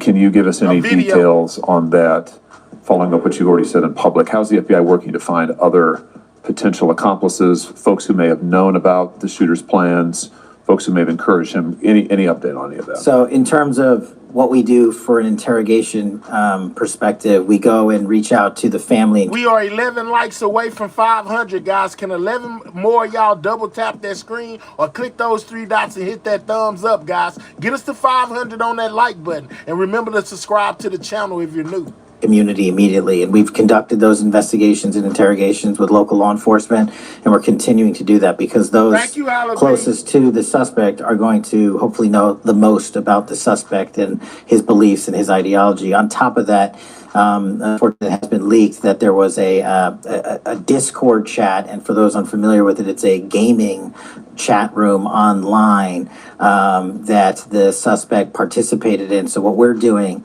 we've already done, is serve legal process, not just on Discord, so that the information we gathered is sustained and held in a evidentiary posture that we could use in prosecution should it be decided to do so. And we're also going to be investigating anyone and everyone involved in that Discord chat. Okay, very good. I see the public reports that the Discord thread had as many as 20 additional users. It sounds like you're trying to run down all of that to see if that's accurate. Who else may have been on that thread? What they may have known? Is that up to 20 people off in that Discord? You know, we're right on the money with what I've been telling y'all. Shout out to everybody in the building. fair to say? It's a lot more than that. We're running them all down. It's a lot more than 20? Yes, sir. And you're running all of that together? More than 20, guys. Think you've seen it all? Think again. 50 Ways to Catch a Killer brings you real cases. Don't want to hear that. Think again. Watch 50 Ways to off the bat. I want to get your defense attorney who exclusively on in Utah. Sky, right off the bat, I want to get your reaction to Tyler Robinson apparently telling his friends on Discord on Thursday night of last week, yeah, hey guys, it was me. I did it. My dad is getting ready to turn me into sheriff's deputies. Yikes. You know, as a criminal defense attorney, as soon as somebody starts making admissions on any platform, your heart kind of sinks to your stomach because those words are never going to go away. There are things we can keep out of trials and different things, but a defendant's words are never one of them. And so, you know, if they can verify that it was him who put that out there and made that admission, that's going to be pretty compelling evidence against him. Absolutely not. And all of this Discord stuff. I mean, Discord is becoming a focal point of this investigation because the roommate, the trans roommate, the partner of Tyler Robinson, apparently was telling people on Discord, telling a third party, Tyler left this note, and he talked about how he did it, and you know, the bullets, and that I needed to go get the weapon or retrieving the weapon from the woods and all of this stuff. So there's this digital trail. There's a lot of scrutiny. You know, Discord is under scrutiny right now because it sounds like this is a platform where people are talking about all kinds of stuff. He didn't plan it on Discord, Discord says. He didn't talk about it or become radicalized on Discord, but... Okay, so according to Discord, he didn't plan it there. He came back after he done it and told the people in his Discord he did it, which I guess changes things since it wasn't planned on their platform. This thing was certainly discussed on there. So something's going on this app. That's true, and I think that happens with different apps where people are messaging. This one seems to be front and center right now, and it maybe wasn't picked up or it wasn't turned in, or maybe nothing was ever said before he did it. I think we'll probably see more as the investigation goes on and they collect more evidence. The roommate, you know, has been or seemingly has been cooperating with police. This note that's referenced doesn't seem to exist anymore. I guess we'll see if they can find that. But, you know, it is problematic. I think, you know, for Discord itself, mostly that these conversations were being held. Yeah, most certainly. And these are adults. You know, these aren't kids. They're younger adults. Mm-hmm. Even though they kind of are kids, like we would look at them as younger kids, you know, because they're college age. Let's talk about the charges now. He is going to be charged formally with aggravated murder. Most serious charge you can face in Utah. I mean, the facts are the facts here. If you're a defense attorney, and Tyler Robinson ends up being your client, good luck. That's all I can say. They say they have DNA connecting him to this. They've got him on camera walking to this place. We now have this Discord message that we've been told he wrote where he says, yeah, it was me. There's video of him running away, DNA on the towel, DNA on the screwdriver. What do you do with this?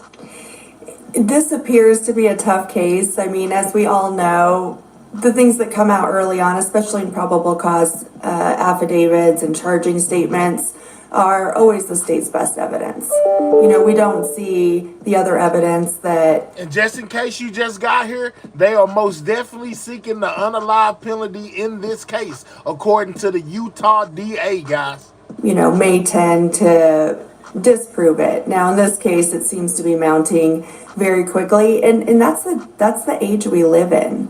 Anymore, there are very few places you can go where you can't get caught on camera. And these aren't these black and white grainy videos that we used to see that we couldn't identify people on. And then kids, or, like you said, we call them kids, he's an adult in the eyes of the law. They can't help themselves but to communicate on these platforms, and all of this communication is preserved. So in this case, it's seemingly going to be a tough case. They're going to charge him. They didn't hit him with a jalapeno. I haven't seen anything with it concerning a hate crime as of yet. But they are most definitely basically calling it an act of terror, and most definitely seeking the unalived penalty. Aggravated murder. I would be shocked if they don't seek the death penalty, even though they don't have to make that election early on. This very well may be a case that does not revolve around guilt or innocence, but really revolves around the penalty. Just so I asked that question yesterday to my audience. If the parents are the ones that turned him in, could they possibly get the money, guys? There was a $100,000 reward basically for the shooter. His parents turned him in. Well, actually, it was a priest of a church that turned him in, but the parents basically confirmed that it was him. So would they be able to receive that money? Penalty phase of this, is there a way to keep the state of Utah from wanting to execute this kid if he is convicted? Mm-hmm. Utah is a different state.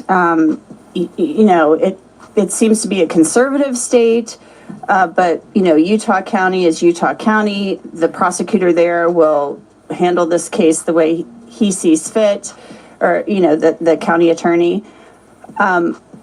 If you're the defense attorney in this case with all of the evidence, and you're going to go through all of the hoops, you're going to file motions to suppress, you're going to go through all of this stuff, you're going to look at this kid's mental health as far as mitigation goes.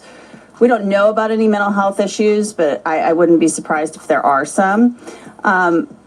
Where do you begin with this? I mean, obviously you're going to get discovery. You're going to make the demand for discovery. I wouldn't be surprised if the defense attorney isn't just given what they have so far at this appearance today, given a thumb drive or flash drive with something on it. They'll get it very quickly. In Utah, they have to turn over that initial discovery within a very short time period of individual being charged and being seen by a judge. Sure, you have to go through it. Like you said, you're going to have to go through, the DNA and the forensics and the video, and they're probably going to have his phone and all of this electronic data that you're going to have to get through. But really, if I'm appointed on this case, or whoever they appoint, the first thing I'm doing is hiring a mitigation expert. It's a death penalty case. And from day one, they really need to start building a case to save this kid's life. I really think that is going to be their first and foremost priority. We've seen public officials, high-ranking public officials, already calling for the death penalty when we don't even have charges. And so this is really one of those cases where I think you have got to start doing the work now, so that if he's convicted and if the evidence is what it is, it's probably likely that the guilt phase is going to be a foregone conclusion, but maybe not. Like I said, we don't know it all. But really what you need to start doing is building a case as to why this is, potentially a life without parole case and not a death penalty case. This kid is innocent until proven guilty, of course, but it seems like we've got evidence of a lot of premeditation here. We've got markings on the bullets. Seems like a Luigi Mangione copycat to me. I mean, that takes some time it was most definitely to put stuff on bullets guys. with these so-called anti-fascist phrases on them and some furry stuff. I mean, it runs the gambit. There's some gamer things on there too. And then you've got him at dinner telling people how much he hates Charlie Kirk, and apparently says in a message to somebody that he had the opportunity to take out Charlie Kirk, so he did. According to what we heard a little bit earlier, this whole thing was most definitely premeditated. He planned this a week in advance. I mean, there you go. I mean, that is compelling evidence. So, you're saying you're as a defense attorney, you're trying to save this kid's life. Mm-hmm. Do you just, and I know I'm fast forwarding here quite a bit, do you go to the state of Utah and try to make a deal? Like, I'll get him to plead, he's going to plead guilty, and then, take death off the table, and he'll just waive all appeals like we saw in the Kohberger case. I was going to say, we've seen this in other cases over the years where really when it's a death penalty case, then the state is going to want to seek the death penalty and do so, pretty seriously. I think really what you do is try to get death off the table, whatever it takes. Offer to plead. I don't know if this is a case, unless the temperature comes down a whole bunch, that there's going to be a plea deal in it. But, we don't know because we haven't seen all the evidence. I don't know if the state has seen all the evidence. I would guess this is probably ongoing. But I think you do whatever you can in these types of cases to avoid the death penalty. And then we don't even know if he'll be charged federally. They're considering that. That's true, and I think that'll be interesting to watch. Well, I don't know federal, he most if that's going to be one of those things where they hold off and maybe don't charge him federally and see what the state does. All right, so AJ says, I definitely believe the boyfriend had knowledge of his plans beforehand and should be charged as an accessory. Well, they saying that the boyfriend is working hand in hand with the FBI, saying everything that he knows. I don't know if he basically knew beforehand, but according to him, Charlie told him to, not Charlie, but Tyler told him to look up under the keyboard to where he found a note where Tyler basically admitted to doing everything that he did. And see how the state case progresses, or as they build their case or build evidence. And we see this a lot where they file state charges and hold somebody. I see them in gun or drug cases all the time. They'll arrest someone on probable cause, charge them in the state. The feds will build their case, and then the feds will come in and file it. And, usually ultimately the state case gets dismissed in favor of the feds, but they can both charge him with crimes. So there's no double jeopardy when it comes to concurrent state and federal prosecutions. They don't generally do that, but I would expect that the U.S. Attorney's Office is going to wait and see how all the evidence comes out, whether or not they have problems, what they can charge them with, and really what Utah County is going to do with it. If Utah County is going to seek the death penalty and not offer this kid a deal, the U.S. Attorney's Office may look at this and say, hey, look, we don't both need to pay to try to execute him. Mm-hmm. What's the mood like in Utah? I mean, I know you're not in Utah County, but my God, this happened in Utah. I'm not very far away. I'm only 40 minutes from there, so yeah. I think it's pretty similar to the rest of the country. I think there's a lot of sadness when any of this happens. This has been a very polarizing event. Our governor, I think, gave a talk on campus or to university students, really calling for people to basically disagree better. That there should be a safe, open place for ideas. And just because you disagree with somebody doesn't mean you hate them and doesn't mean you resort to violence. But I think it's really instilled some fear, and also because of the relationship with the roommate and whether or not he's trans. I think there's some concern for the LGBT community. I know there's been some incidents within the last couple days targeting members of the press. And so I think whenever something like this happens, and Utah really is, we're a big state, but we don't have a lot of people. And so, and most of these people we're all concentrated in the Wasatch Front, which is, Utah County, Salt Lake County.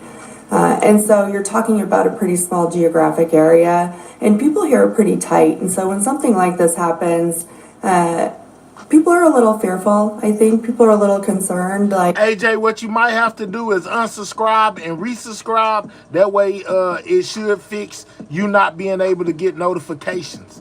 I'm gonna most definitely come up with me a new schedule since we back on track now, and I'll be posting it to my community wall, so basically just stay posted there. And if you're not getting notifications, try unsubscribing and resubscribing, clicking that notification bell for all notifications, and you should get your notification. Like, you never want to think something like this happens here. We read about it happening other places, but here we are. Yeah, it's just horrible. All right, so they gave us some of what they knew about the Discord, guys. Now, remember, they said it was up to 20 people. Cash Patel said it was more than that. It is crazy that he was on Discord, basically keeping his people up to date with what it was that he had going on, y'all. And some of y'all are asking, was this premeditated? Well, seeing that he had been tracking this guy's movements, Charlie Kirk's movement in his schedule for at least a week to plan when he was going to be able to get at Charlie Kirk, most definitely makes this premeditated, y'all. All right, so we also got Chris Cuomo and Stephen A. Smith. They basically spoke on this whole situation of how Charlie Kirk's unaliving has been covered, and basically gave their opinions. Let's check that out. Let's go. For this, I blame the environment that they're in, the extremism, and how susceptible they are, and how susceptible we see with some mentally ill people are. They're more susceptible to suggestions, some.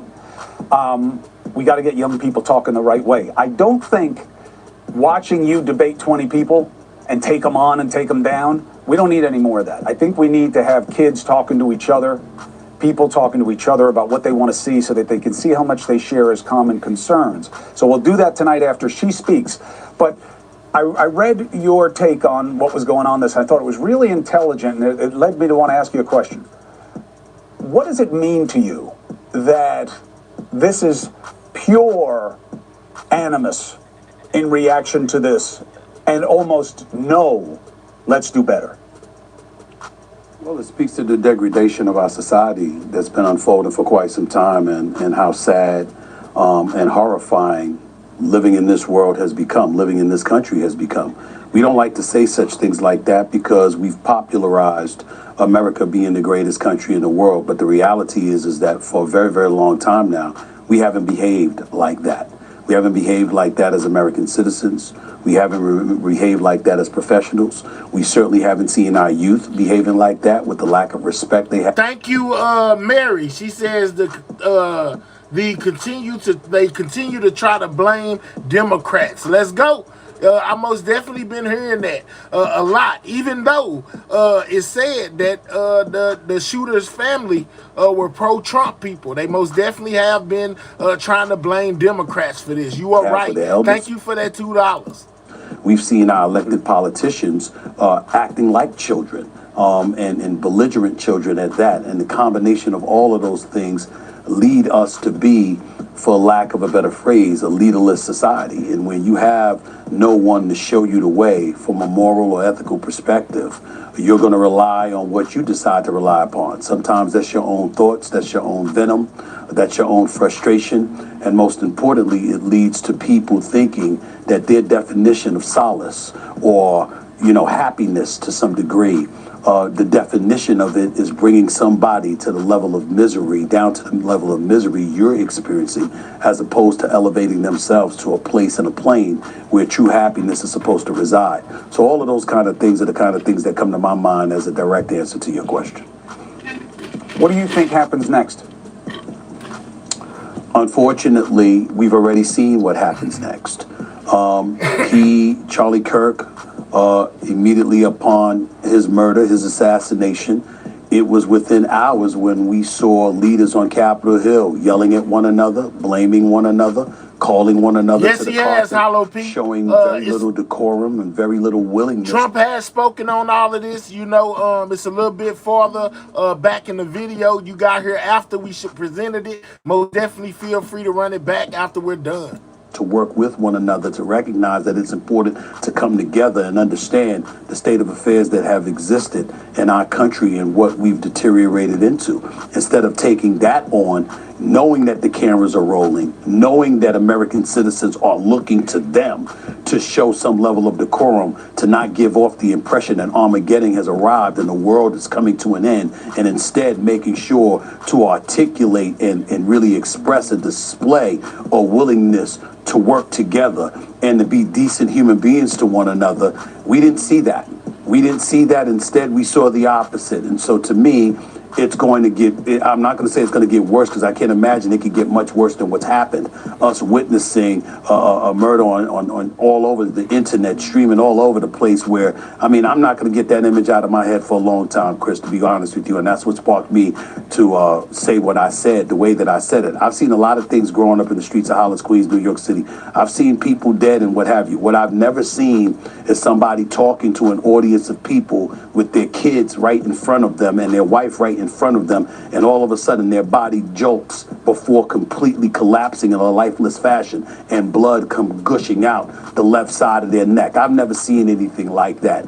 And for people to speak about it in a way that's dismissive, or to point to some of the things that he may have said that antagonized and agitated somebody else, it's inexcusable for us to even have those kind of thoughts at that particular moment in time. There are people in our industry who would disagree with me. I don't give a damn about what they have to say in that regard. If you can't come to a conclusion that that was so god-awful and that was so heinous, and anything else that you could possibly say about Charlie Kirk's positions and what he had to say and his ideology and whatever, if you can't put that to the side for a moment and just speak to how awful this was, I don't know how much hope there is for that individual or us as a society if that's the kind of approach we're going to take.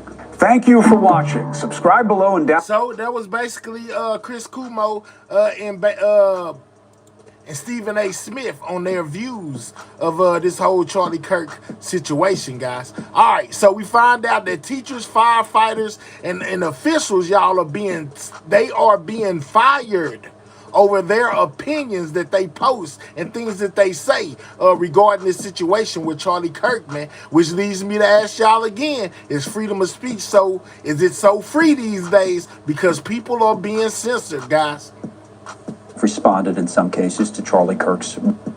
So when public figures say kind of the right thing, we're going to highlight it here. We've been doing that with the likes of Governor Spencer Cox today. Later on in the show, we're going to talk about Senator Bernie Sanders. I was watching what he had to say earlier. But then there is the backlash when public officials are fired because of the way they have responded in some cases to Charlie Kirk's murder. And yes, indeed, we have seen some of that too. So News Nation Politics are powered by The Hill, and White House correspondent Alex Cantitano joins us on this from the North Lawn at the White House. So put up the headline from The Hill about teachers and firefighters, officials who are on leave, fired over their posts related to the Charlie Kirk they are being murder. fired, So what do Southern we know girl. about this?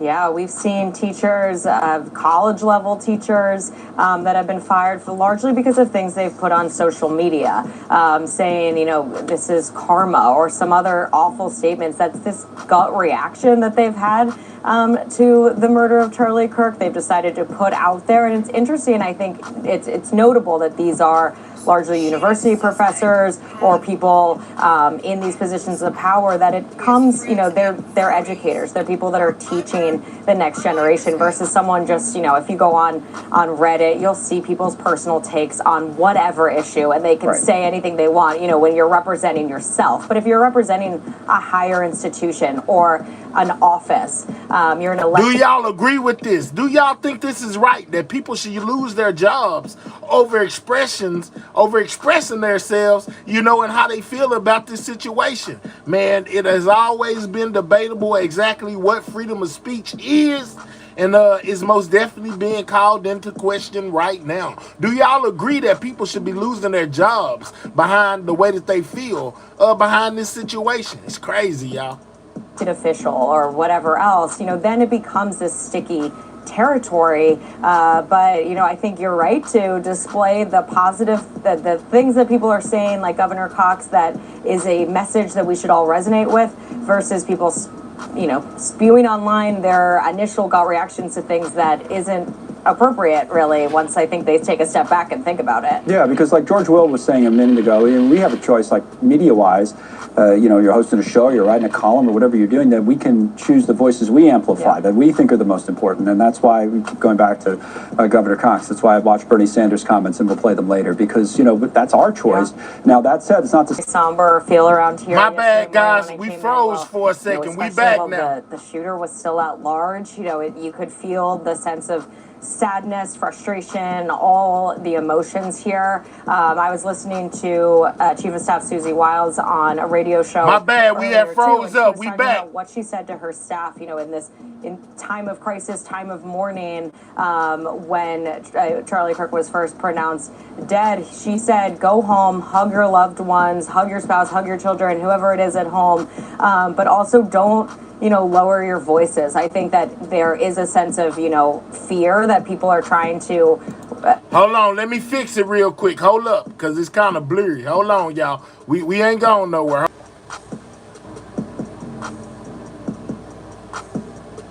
All right, we back on track. Let's go. Figure their way through of, do I then, not be a public facing person talking about my opinions? Whereas, she said Charlie Kirk wouldn't want us to quiet down, have your voice, but also, keep in mind your safety and your loved ones and how important all that is. So I think there's a real sense of like, where do we go from here? What's happened to our country that we're even having these conversations? But a lot of them were close personal friends of Kirk's, and also he was so helpful on the campaign that even if they weren't, friends with him, they worked with him. So it's definitely been really tough around here.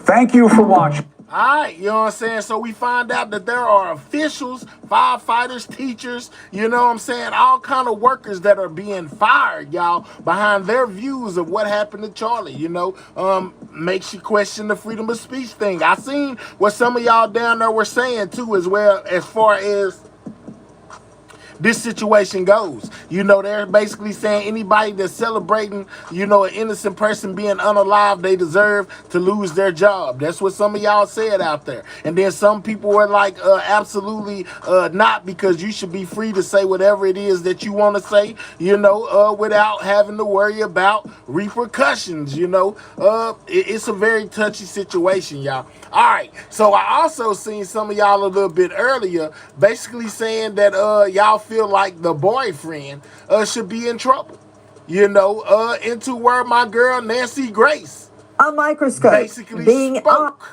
on some of these situations. She said the Kirk shooting suspect friends and Furies, meaning they're watching them as well. Let's get a little bit of Nancy's perception on all of this, y'all. Y'all continue to double tap that screen or click those three dots, hit that thumbs up. Most definitely subscribe to the channel. If you are new, we on the road to 50K. I think we're currently at let me see. We're currently at 44,405 subscribers. So if you haven't subscribed, make sure you subscribe, guys. By federal and local law enforcement. I'm Nancy Grace. This is Crime Stories. Thank you for being with us. Let's go, Nancy. He knew he had to change clothes to blend in. And it hit him in the carotid artery and that caused a bleed out almost immediately. Join us for full coverage of this crime stories first on Fox 1. Imagine this image. Rats running across the deck of a sinking ship, trying to find a way out, trying to grab a hold of anything rather than drown. Who, if anyone, helped the Charlie Kirk shooting suspect? Seemingly, they left a trail a mile wide. Are they that arrogant? They don't think the feds and the locals are going to look at their Discord chat group and... I told y'all, you know, she's basically saying they need to be looked at. Hey, everybody is saying that this Discord situation has caused a lot of controversy and a lot of people are talking about it, man. Beyond. First of all, Dr. Bethany Marshall, renowned psychoanalyst, joining us out of... Oh, my goodness. This a homegirl right here. If y'all watching me before react basically to Nancy's show, this lady she about to pull up right now is her yes lady. She's always saying whatever Nancy says. If Nancy thinks it's a bad idea, she thinks it's a bad idea. She just be yes lady to Nancy every time, guys. LA. You can see her on Peacock. Oh my God, she makes me so frustrated that she act like she don't be having no mind of her own, y'all. She just goes along with whatever Nancy say. Whatever Nancy say is right, and she just goes along with it every time. Wrote Deal Breakers, and she's at drbethanymarshall.com. What is a furry? A furry, Nancy, is a group. A furry is a person who's a part of a larger furry community where they love to dress up as animals. They wear what we call fur suits. They plan these suits for months. They come up with the... What? He wearing fur suits, a furry? What in the entire world is going on? What kind of stuff was Tyler Robinson into? OMG, guys, what? These cute, like bunny or bear or whatever outfits.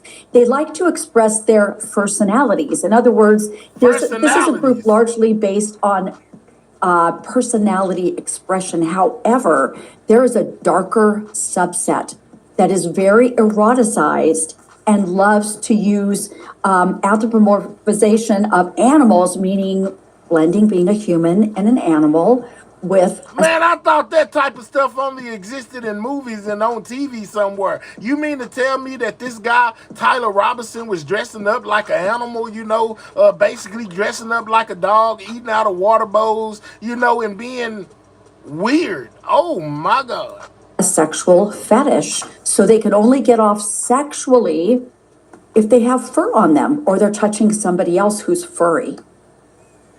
What? Don't care. Retraction, I only care in the sense... Now, I know y'all ain't heard that nowhere else. Breaking news. You know, this guy was into some weird activities. He was a furry. Oh, my God. Oh, wow. I ain't heard this nowhere else. Now, the news don't tell you this.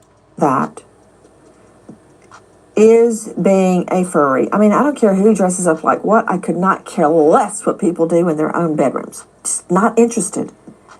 But if being so deeply involved in a fantasy life can extrapolate to thinking the plot to assassinate Charlie Kirk was a fantasy, they got another thought coming.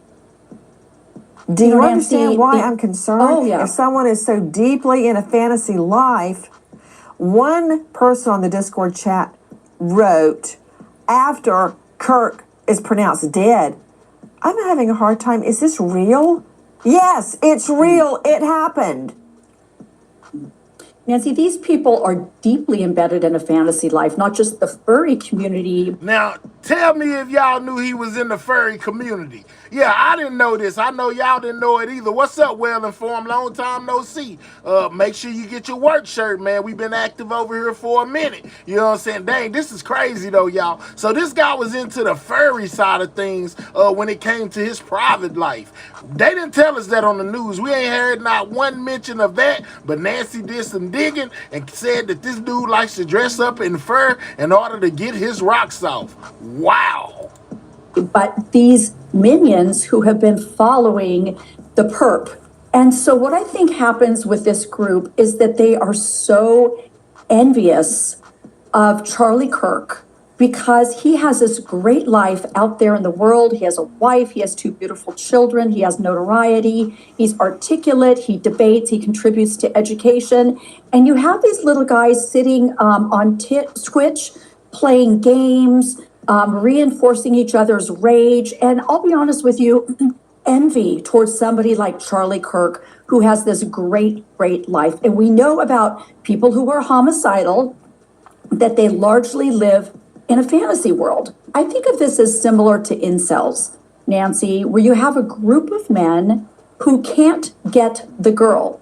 So what they do is they steep themselves in hatred, they work each other up, and eventually they have to kill the object of their envy and their hatred. Just because they can't have it, they don't want anybody else to have it. So that's how I feel that... You're really way, way, way out in the weeds. I'm just asking if their fantasy life would somehow make them, make it more conducive for them to think that the shooting of Charlie Kirk was part of a big fantasy. It's not. And that's certainly Franz Borghardt, joining me, veteran trial lawyer out of Baton Rouge. It's certainly not a defense under the law. I thought it was a fantasy. Look, right now, the feds and the locals are scouring the internet and beyond to determine if people in this chat Discord... Man, this guy was a furry, y'all. Wow, man. Southern Girl says a furry, they put on furry costumes, go to parties, and swing with other furries. OMG, guys. Oh, wow. He was into some pretty interesting things in his private life. I guess being with a dude wasn't all the crazy stuff he was into. Wow. A group or more helped him, aided, abetted, encouraged, and it doesn't have to be all 3, it can be one of those, for you to be charged with a felony of aiding and abetting. In many jurisdictions, carrying a 5 to 20 hard. So a lot of people need to be worried right now. Acting in concert, like you said, Nancy, just sending a message, yeah, you should go kill him. That's enough. Whether or not you're the guy driving the getaway car or not, it doesn't have to be that much. Now, that said, there's certainly going to be defenses to, I didn't really think he was going to do this crazy thing. And that's going to be, I think, all these little sub-individuals, the obstruction folks, are going to sing like canaries and cooperate against this guy. Well, I think you brought up a good question. Well, Yana, we've been covering this for a couple of days. They most definitely been talking about his preferences of what he likes between, male and female. They've been covering it. You may not have been seeing it, but they most definitely been covering it. A good point right there. Several, actually, Franz. To Alina Shirazi joining us, senior political reporter, Daily Mail. Alina, right now, we know the feds and the locals and in that jurisdiction in Utah are looking for cohorts, co-defendants. They could be witnesses. They could be defendants. That's what they're looking at right now. Tell me about this chat group, this Discord chat group. Yeah, I mean, there was one before and after. So if y'all are just now getting here, we've been talking about this whole situation in this Discord. It seems like Cash Patel and the FBI are looking to go after some of these people that are in the Discord or that were in the Discord with Tyler Robinson, guys. We just found out from Nancy that Tyler Robinson was into the furry lifestyle. That is crazy. Shout out to Well Informed for grabbing back that membership. Most definitely appreciate you, big dog. With Robinson, where they essentially were trying to compare him to the shooter, and he said, yes, that's my doppelganger, joking. Now afterwards, and this is what the FBI wants to point to, there's a lot of people that are just kind of chattering in the group, making it seem like this was premeditated. A lot of things on other social media accounts that were pointing to September 10th, saying that Charlie Kirk would be shot that day, that was going to be a positive thing. And so the FBI, hold on, we got Discord messages. Let's zoom out so y'all can see what was going on in the Discord, guys. Donald Trump, December 14th, mushy. It'll be funny if someone like Charlie Kirk got hit up on September 10th. Y'all. Oh my goodness, y'all. Wow. Wow, this is some of the messages from the Discord. I haven't seen this anywhere else. Shout out to Nancy. Be shot that day, that was going to be a positive thing. And so the FBI, these posts have. All right, we got, I plead the 5th. September 10th will be a very interesting day, guys. So they were already planning this. It was people that was responding to Tyler in this Discord, basically encouraging him to do such things, y'all. I haven't seen any of these messages before. I don't know if y'all seen them. My first time. Shout out to Nancy for putting them out there. Have been deleted. But everything, as you know, Nancy, once it's out there on the internet, it's out there. So they're looking through all of this to see if they Something else they did. Saw Tyler June 30th. We blank did it. I bet it says the F-bomb, we F-bomb did it. Wow. Talking about unaliving Charlie Kirk, guys. And in These fact, are all from that Discord. This as incriminating evidence. Alina Shirazi, timing. I'm sure you've heard timing is everything, and it is, as far as proving that anyone in that chat group had knowledge beforehand of the murder plot. Okay? So if they were gleeful about the murder after, as disgusting as I find that, and it's not just about Charlie Kirk's murder, it's about anyone's murder. Happy birthday to you, K-Cell. Shout out to you, man. Have an amazing day today, man. Celebrate it. You know what I'm saying? Bring in your 47 with a big bang, my guy. Murder. It's horrendous. But if they were predicting... All right, so IGT says, I told y'all, anyone in that Discord who had knowledge and normally knew what was going on is in trouble. This all new to me. Too bad the FBI wasn't on top of this. Well, they talked about the Discord, but they didn't show the messages well informed. The murder down to the day and the location, that is evidence of guilty knowledge. So the timing of these comments, extremely important, Alina. Yeah, and it wasn't just one or two or three, it was several people, which is certainly raising some eyebrows here. So, I mean, looking through... We got another one. Here go another message from within that Discord. Omar, Charlie Kirk is coming to my college tomorrow. I really hope someone... y'all, look at these people and what they're saying, y'all. Wow, let's just say something big will happen tomorrow. That was the day before Charlie Kirk was taken out, guys. Wow, y'all, these are from inside of that Discord that they're talking about with Tyler whatever Robinson. This is crazy, y'all. They're gonna try to get these people, I guarantee it. Exactly, you know, who these people were. There was actually reportedly a lot of transgender individuals that were operating these accounts. This was right here. They got it circled because it says September 3rd, guys, is when this was posted. And that seems to track with what we've been seeing with the themes of Robinson being impassioned after having been dating his romantic partner, his live-in partner, who is transgender. He was not a registered anything. He was registered to vote. His parents were Republicans. But Utah's governor said that the suspect... Look at all this stuff they got. ...appeared to have extreme leftist ideology. And he got into it with Dana Bash on CNN when she was pressing on that. She said, if he was a MAGA extremist, I would have also been telling you that as well. Wow, you know, it's really interesting. Sydney Sumner, if you're looking at these, wouldn't it be funny if someone like Charlie Kirk got shot on September 10, laughing my ass off? Wow, that's a little too rich in detail for me to believe that Mushy, whoever that may be, didn't know about the plot. What about it, Sydney Sumner? And also, what is Discord to those that don't know of it? Right. So Discord is it's multifaceted. It's kind of like Zoom and instant message. This was premeditated all day long, guys. This was premeditated. All kind of rolled into one. So it's supposed to be a place where you can commune with friends, sometimes large group of friends over chat, or quickly set up a group FaceTime call very easily.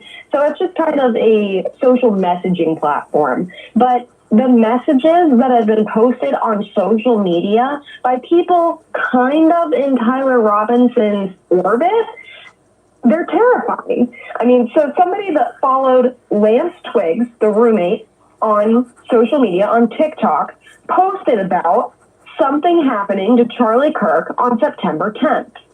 That seems to indicate that there was foreknowledge. People knew about this. Others could possibly be coincidence. Kirk was a very polarizing person. There were a lot of people who did not agree with his views and said some really horrible things about him before he was murdered. Some of those definitely could be coincidences, but others of these, it's a bad day to be Charlie. I don't know. That seems a little bit suspicious. Shout out to SRT Ken for that $10. Thank you very much. Say, let me get my work shift in. A large gang, scale gang. Let's go. You know, Chris McDonough joining me, Director Cold Case Foundation, star of the Interview Room on YouTube. For my purposes, veteran homicide detective, worked over 300 homicides. Laughing about it, encouraging it online, cowards that stand by and say, yeah, do it, do it, do it. In my mind, they need to be prosecuted for aiding and abetting. Haven't you noticed in the cases that you've handled, people do things in groups that they would not do all by themselves? They're egged on. Absolutely, that groupthink, Nancy, is very dangerous. And, you know, these furries had better start hiding out in the woods because the FBI is hunting. And they're about ready to get a wake-up call through every one of their click history, as well as any video that's, you know, floating around that campus. Okay, I see what he said. Let me get my work shift in on a large scale. On a large scale, okay, on a large game, or whatever that meant, on a large. That suspect is seen on his phone, oh, my work either shirt. before or after my the bad, boy, I'm just misreading that 10 times. Okay, let me get my work shirt in a large game. All right, bet. All right, my bad. All right, I got it right that time. My bad. Homicide. They better figure out, you know, how to make sure they have an excuse when the FBI rings their doorbell, because that's going to be problematic. You know, to Joseph Scott Morgan, professor of forensics, Jacksonville State University, author of Blood Beneath My Feet and star of Body Bags with Joe Scott Morgan. Joe Scott, when do words translate to action? Now, you and I were discussing earlier about processing the car and other physical evidence. Now, you know, a lot of times we find DNA at scenes and we're like, great, we have DNA. That's 50% of the equation. But you have to compare it to somebody. And here's a great place to start. All of his so-called friends in the Discord chat. That's a bingo, Nancy. There you go. And that's what's going to happen, I suspect, because let's keep in mind, there are questions out there, and my friend Chris brought this up a little while ago, thinking about, I don't know, was that car actually moving while the suspect was on the roof? Most definitely not, SRT Ken. You can't get a work shirt through Super Chat anyway. You got to get a work shirt through membership. You know what I'm saying? With your Mr. Comedian. I was just reading it fast. At first, it wasn't making no sense. I tried to make it make sense. And then I went back and looked at it and seen exactly what it was that you were saying, my guy. You know what I'm saying? So let's slow down with the jokey jokes before you be on the rope-to-the ropes. How about that? Was somebody operating that vehicle to make a quick getaway? Well, we're going to find out. And here's how we're going to find out. If that individual, if that car was in fact moving, if it was just kind of in an orbit waiting for this person, I'm concerned that that person that was operating the vehicle has left behind their DNA on the gear lever, the door handle, the steering wheel. And let's just say this individual is not somebody that commonly drives that vehicle.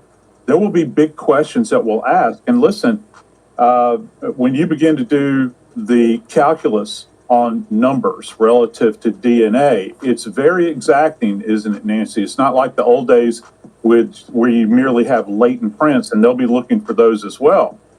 But those identifiers, and listen, we already have a hint that they're going down this road.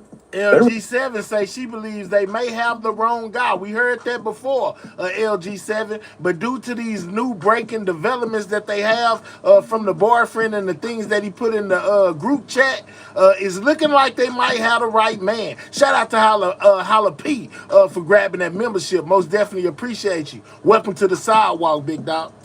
We recovered this towel that this weapon was wrapped in allegedly and dropped out in the woods. And the suspect's DNA is on that towel. It's also on the screwdriver that they found on the roof. That may have been used to make adjustments on the weapon. We don't really know. We'll find out more about that. But slowly, the net is closing in on everybody that's involved in this, from electronic data to biological data. Woe be unto them. I'm telling you, it's coming. And let's just use Kohberger as a great example, Joe Scott. And of course, Chris McDonough combing that scene as well, just like he combed this scene. Joe Scott, they find the sheath of the murder weapon, the knife Kohberger used to kill 4 innocent people. They find DNA, they're like, but whose DNA? So that's just half the equation. We've just heard Chris McDonough, Patel, the FBI director, who's been pilloried because of 2 arrests. Okay. He did the right thing. A guy says, I did it. Of course they're going to arrest him upon further questioning. He's been called a gadfly, a political gadfly. It's like 71 years old. Said, yeah, I just said that so the killer could get away from the scene. So he's the wrong guy. Of course they arrested people that looked as if they could be the shooter. But, of course, Patel going out and having a fancy 5-star dinner right after the shooting, that didn't help anything. Not a good look. I don't know about board cards, but I can't eat while I'm on trial. But, Chris McDonough, could you repeat what Joe Scott's talking about, and he referred back to you, about that vehicle, what they're looking at, and for what? Yeah, Nancy. So what Doc Morgan was talking about, so there's 2 lanes going on here. Investigatively, that car in of itself, the FBI has recovered that car. You'll notice that that truck that's sitting there is blocking it from leaving that house because they were out there trying to get a search warrant. They took the telematics from that vehicle, sent it back to either Quantico and or to the Salt Lake FBI office, and they're trying to determine whether or not that vehicle was moving during the shot. If it was moving, then they're also looking for video of the suspect on a cell phone. If he's on a cell phone, he could be communicating with somebody. And the question is, investigatively, are they connected? If the car's stationary, they move on. If it's not, then that's putting... But also, My bad, when he's guys. radicalized on... My bad, it gets man. I don't know why I keep on freezing, but we back. Can y'all hear me? Can y'all see? Let me know. Can y'all hear me? Can y'all see everything? Let me know. My bad, I had got distracted for a second. I wasn't paying attention. Hold on, give me a second. Let me bring it right back. I'm gonna bring it right back. All right, let's see if it smooths it out. Yeah, we back. Can y'all hear me? Can y'all see? Let me know what it's looking like on y'all end. Is it zoomed in too far, or is it right? Let me know. Is it zoomed in too far? Or is it right? Oh, let me see. On the line, who in the hay? Of course, now Sydney Summers told us how many thousands of hours this guy stayed online. Like thousands and thousands of hours. How do you get radicalized looking at a computer screen? You know, Nancy, radicalization starts with an us against them perspective. The government is bad. The church is bad. I gotta redo it one more time, guys, so that it doesn't have that blur on it. I don't like it to have that blur. Hold on, give me 1 second. Hold on, I'm not going nowhere.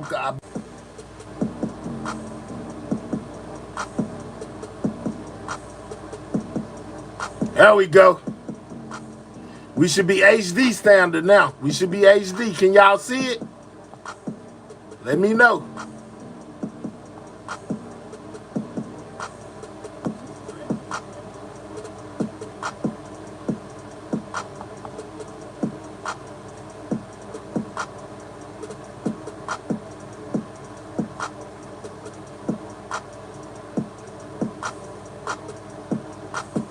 All right, let's go.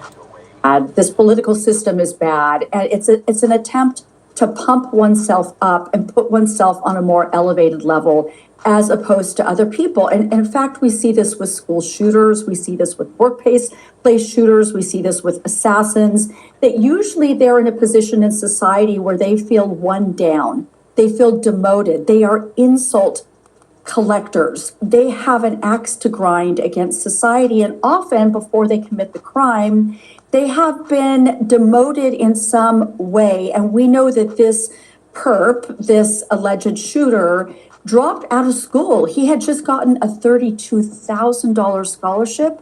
Nonetheless, he dropped out of school. He was studying to be an electrician. So he was already taking a step back. So this so-called radicalization, I believe, was a way to put himself in a one-up position. And we see this clearly in the fact that he is standing on a building. He is above the crowd. There is a fish in a barrel quality. Nobody can stand a chance against him. And Nancy, those bullets went whizzing by students. So if you think about that, he's also trying to terrorize the community. So if we go back to radicalization, it's like, I'm going to wipe all of you out because it's me against you. It's us against them. I am better. I'm going to pump myself up. I'm going to eradicate you. I'm going to put you down. And people can group together online and they can pump themselves up and talk themselves into this. And I think that's what was happening in this case. To Franz Borghardt joining us, veteran trial lawyer joining us out of the Baton Rouge jurisdiction. Franz, thank you for being with us tonight. A hearing has to be allowed, a very quick hearing, within 72 hours of an arrest. That's not just for the Kirk suspect, okay? That's for everybody. You do not rot away behind bars. You must, under our Constitution and the law, the legal precedent that has been decided in courts across our country based on the Constitution, you have to be formally charged, not necessarily an arraignment with grand jury charges, but you've got to be told why you're being held in jail within 72 hours. Why? So it's all about the Constitution. Right to attorney, they're going to probably tell him that. This is why we've seized you. Again, it's not a trial. It's just, hey, this is what we've arrested you for. And sometimes in some places they'll set a bond, Nancy, although in this one, I would be shocked if he gets a bond, or if he gets a bond, it's going to be astronomical. That's all that should happen at the 72-hour hearing. Did you notice, Borghardt, that this is in Utah County Court, true, felony, Superior Court, but these are not federal charges. At the get-go, we heard, federal death penalty, federal charges. That hasn't happened. These are state charges. But I can guarantee you, I think they will be seeking the death penalty, which is the firing squad. And they are.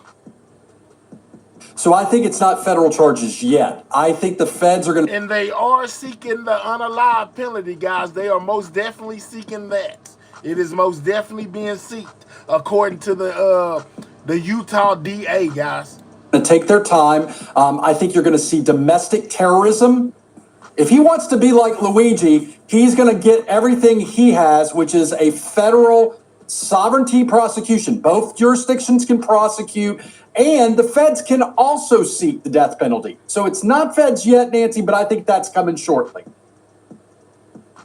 We wait as justice unfolds. And let me remind everyone, if you know or think you know anything about this case, whether you deem it to be significant or not, please call toll-free 800, call FBI toll-free 800. They even got a hotline set up, guys, for people with information to call in if they know anything about this situation, y'all. This is wild, y'all. Wow. Well, they're saying that Tyler Robinson is due in the court in about 20 minutes, guys. In about 20 minutes, he'll be entering the courtroom.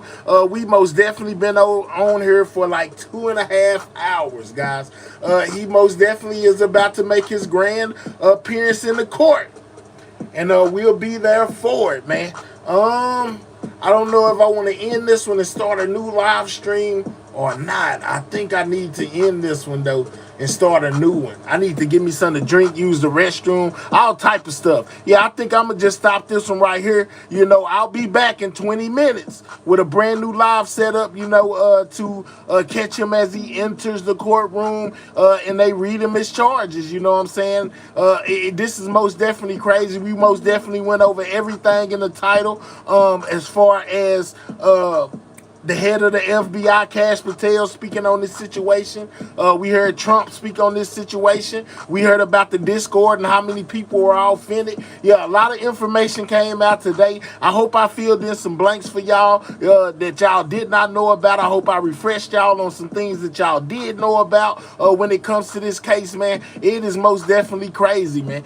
We are... 40 likes away, 50 likes away from 800. Man, hit that like button if you haven't done so. Double tap that screen, check those, click those 3 dots, hit that thumbs up. And I seen what happened in Mississippi, guys. I most definitely seen that.